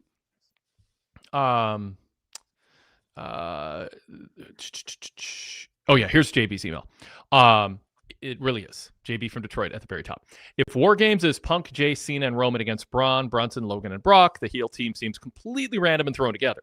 Just kill off War Games until they actually have a purpose for it. That's the problem with themed PLEs. Calendar PLEs, as we kind of coined them here. Calendar matches. So, yeah, I'm totally fine with not having anything locked in on the calendar. But I mean, they already ran, like vignettes for it when they thought they had something that would really work, and now they're just sort of patching stuff together. Yeah, I mean, Paul Levesque, one of the first things that he did when he took over creative was to largely kill off the themed gimmick pay-per-views, and I thought that was a fantastic move and one of my favorite things that he did when he took over. But then he introduced a new gimmick to Survivor Series, and it made sense the first year that they did it, and it may have even made sense the second year that they did it. But as time has gone on, it has become just another token gimmick pay-per-view where they need to fill the quota. And I wish that if they didn't have the feuds that made sense for it, they would just go with some 5-on-5. Yeah, I'm for the gimmick match. I mean, there's matches that don't require a feud, like the Royal Rumble. You can have that anytime. Even Elimination Chamber, because it's qualify for WrestleMania. Those you can put on the calendar, but ones that are supposed to be the culmination of a grudge, when they just happen every year, it feels very manufactured, very forced. Yeah, because there's nothing at the end of it. You don't get anything for winning War Games. Yeah. Versus the Chamber or the Rumble. Yeah. It serves a purpose. I want to be in the most dangerous match that can possibly happen with the roof over our heads and a double cage, and it's like, well, why? Well, because we're putting the other teams because it's on the calendar and the corporation needs a main event. I mean, it just it should feel more organic than that. All right. JB says, I'm glad they are giving this deserved push to Raquel. She really deserved it with her work over the last few months. What have you thought of Raquel's improvement? Solid. I mean, she's been doing good work with Roxanne. I think that it's worked better than the Liv Morgan pairing. And I don't know that may be a testament to Roxanne Perez, but I think that they've worked better together as a tag team, and some of that could just be Raquel coming along as an in-ring worker. But I've thought that they've put a string of pretty solid tag matches together. I think next week will be a real test for Raquel to see how she fares with Stephanie. Obviously, I expect Stephanie to win that, but it feels to me like they are moving in the direction of a Nikki Bella heel turn at some point here, probably they before want us too to think long. that, Yeah, they're definitely going quite heavy-handed. I don't expect to see it next week. It feels more like something we may get after the inevitable match with Roxanne. Yeah. By the way, Real Legend says War Games in WWE doesn't have a roof, though. I threw the roof in there, but as I said, I'm like, well, I don't think that's WWE's gimmick. But nevertheless, historically, that has been the thing. Roof keeps them locked up, but that's not the case here. Okay, it's going to add something. Oh, let's see.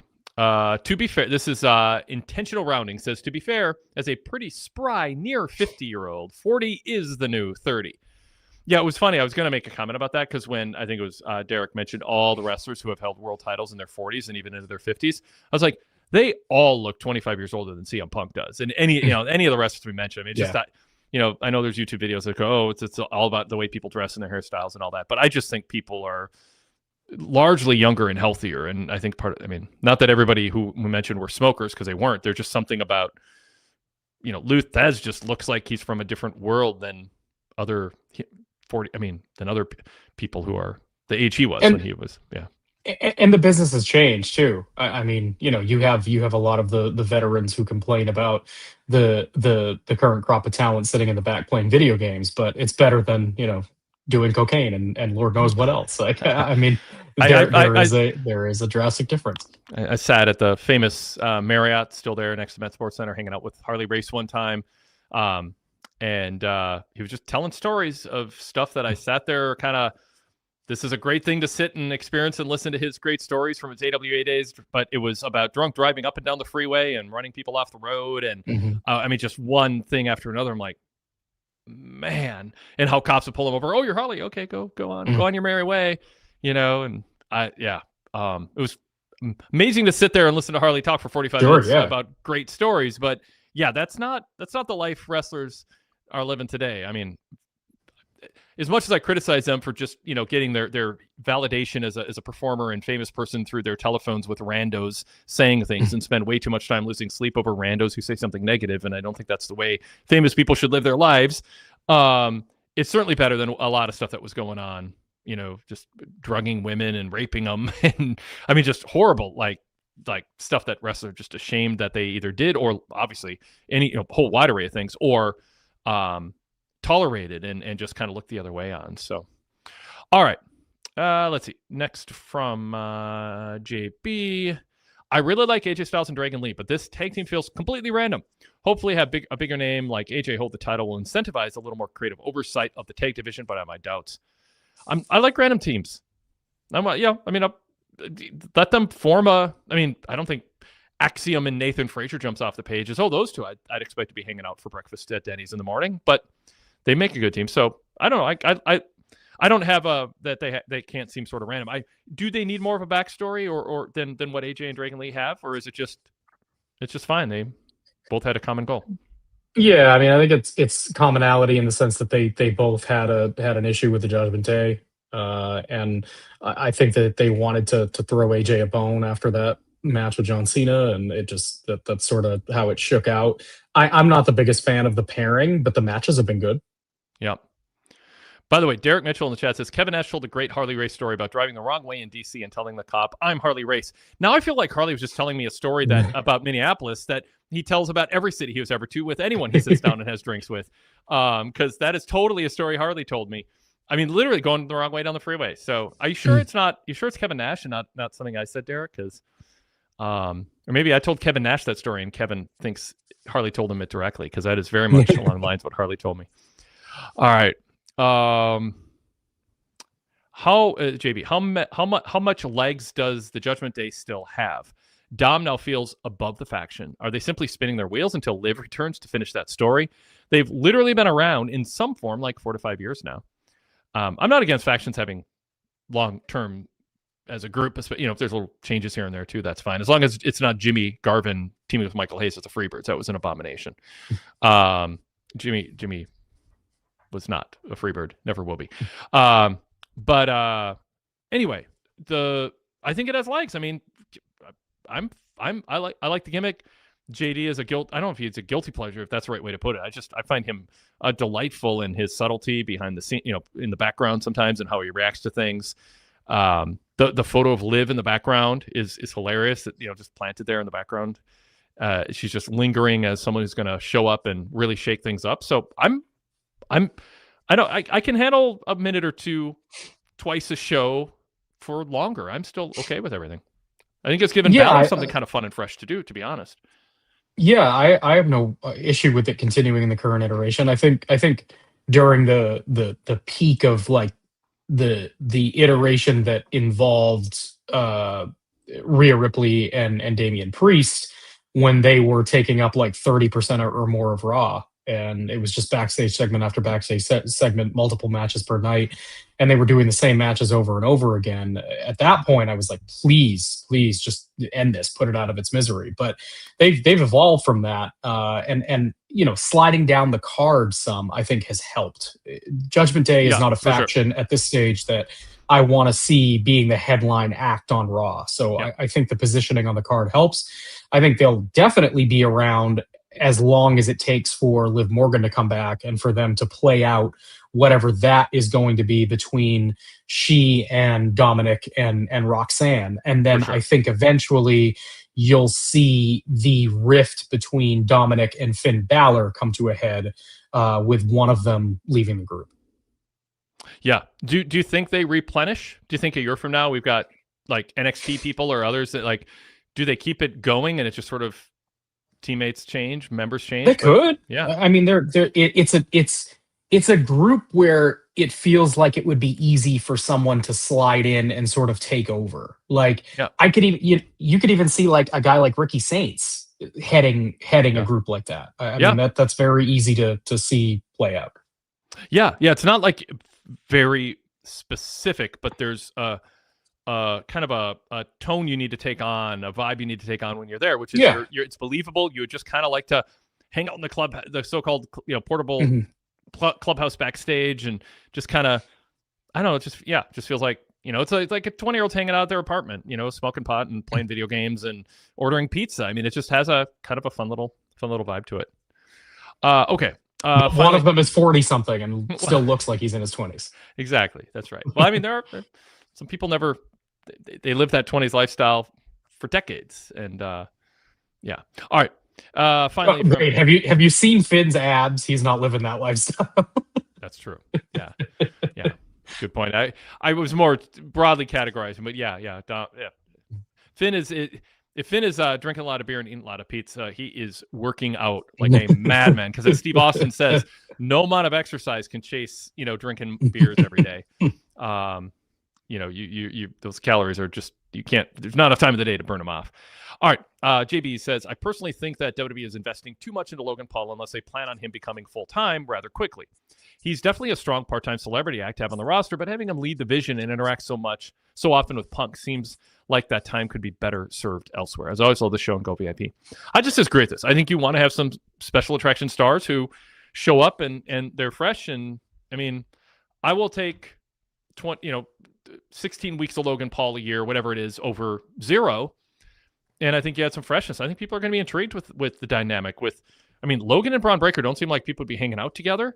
And you already have Braun being kind of like, Paul, what's this with Brock Lesnar? Kind of giving a look. So to me, it's unexpected. And I hope it's not just like they didn't just do this. I don't know. If they did it just for War Games, it's actually okay because they didn't actually turn Logan. If they had actually turned him just to get him on, some team to make War Games work or to have him turn on them in War Games or something. I guess he could have pretended to turn face and then turn on them in War Games, but I'm okay with it. Anyway, Brandon, how about you? Yeah, I think that too much Logan would be a bad thing. I think that having him in these small doses is good. It keeps the gimmick that he portrays relatively fresh. I think that he does have a certain element of go away heat, but it is the kind that turns into legitimate pro wrestling heat when he's in the ring because he's so believable and so good. Mm-hmm. But people hate the guy, and they have plenty of reason to hate the guy. I think that if you had him around year round, that shtick would wear thin, and I think people's patience with him would wear thin. I think that the amount that he's around right now gives them plausible deniability where people aren't getting upset at the company for featuring this guy who they clearly don't like over some of the other talent that they do like. He's coming in unique spots and being featured in specific feuds and angles, and it works. I think the formula that they have with him is a strong one, and I think he's a good addition to the heel side of the War Games team. It also helps that he's just really good at what he does. Yeah, I mean, he's really good on the mic. He was a little cringy at the beginning, trying to be a babyface, going, "Why don't you people love me?" And it's like, well, because all kinds of reasons. Do you have an hour? But now, I mean, he's really good on the mic. He seems very respectful to the business, kind of in a meta sense. He had a good reputation early on. I reported on that he was asking questions and humble and hardworking. And then he's just a natural. I mean, he is.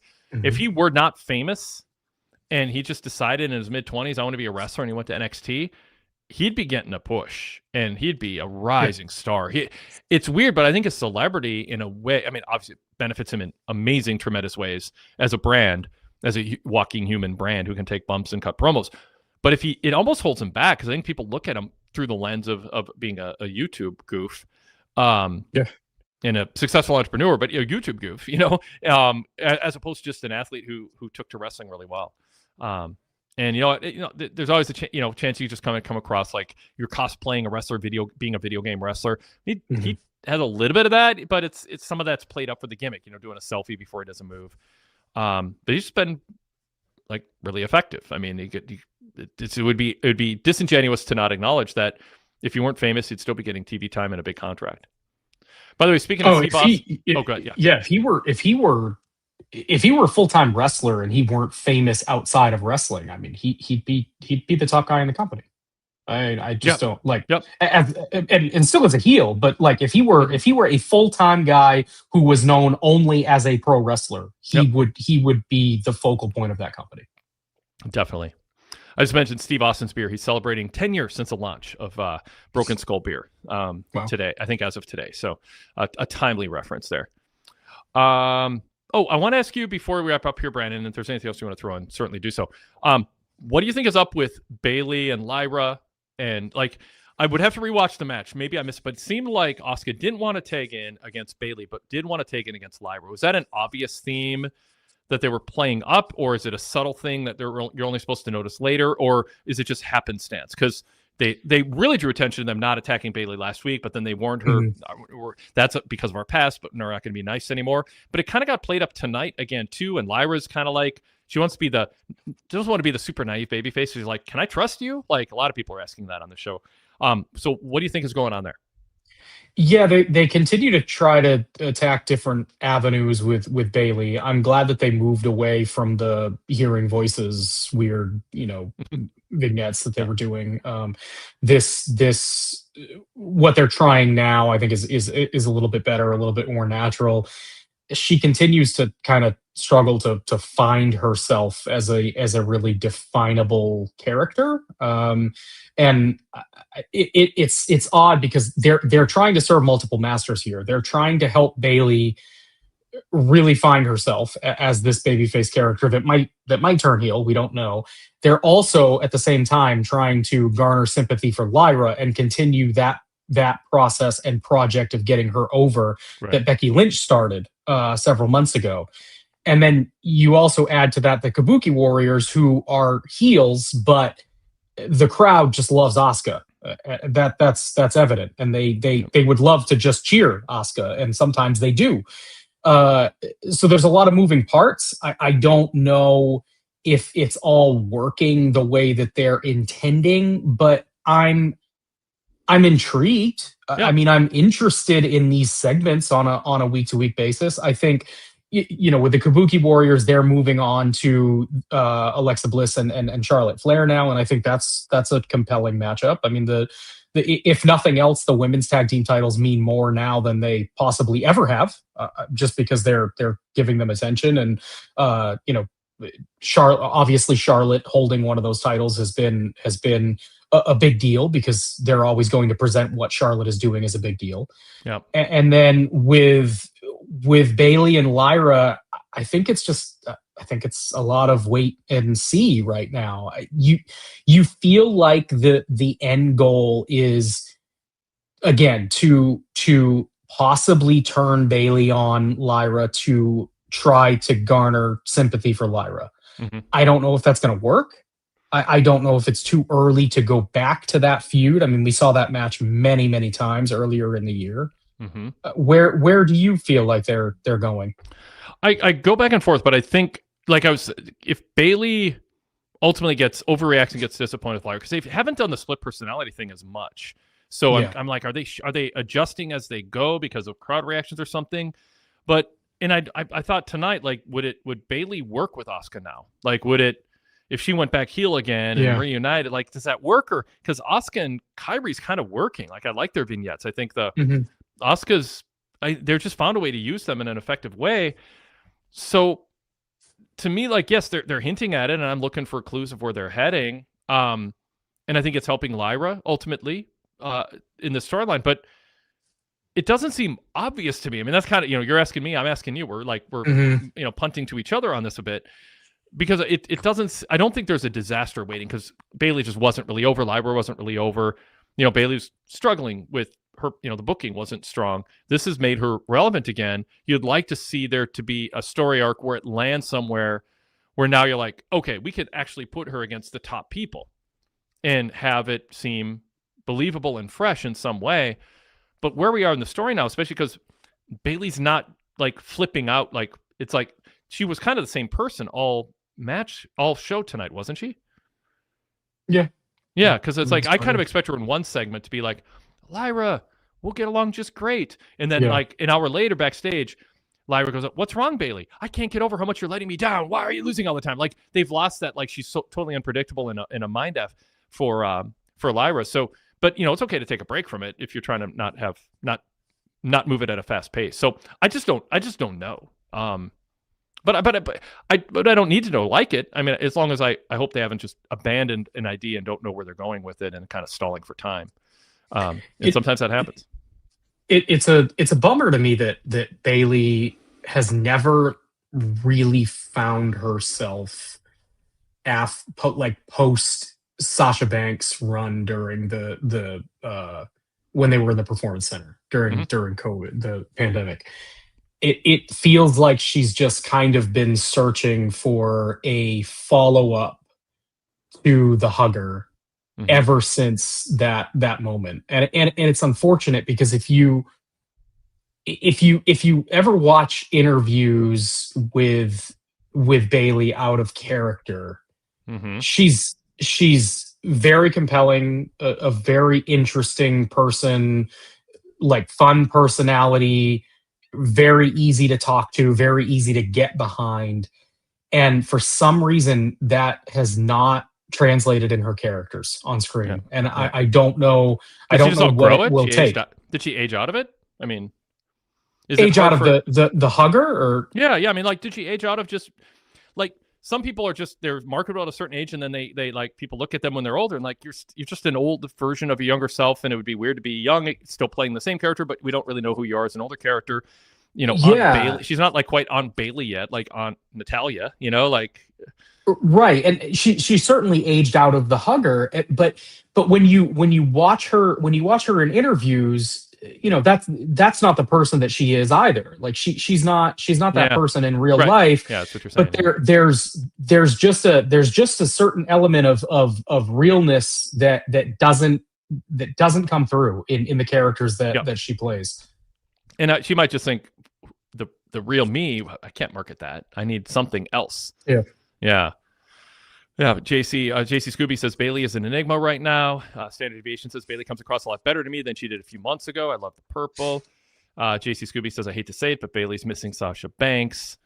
Standard Deviation says maybe the purple hair means she went crazy, stole Sasha's identity, and now she thinks she's Sasha. I don't think so. What Bayley needs is either a feud with AJ Lee or something else with her. And Real Legend goes, good thing CJ isn't on right now tonight. Yeah. I don't know. He might like all the attention we're giving Bayley, even without him calling up or commenting in the chat.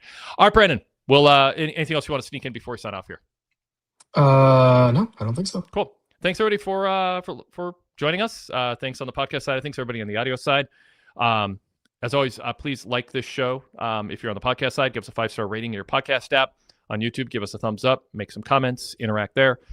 Thanks everybody. And the flagship will drop tomorrow on our Blue Logo show. So be sure that you subscribe to us on the podcast side of things, or you're missing out on a lot. If you're discovering us on YouTube, search Wade Keller and look for the logo, the blue logo and the red logo. The post shows are the red logo shows.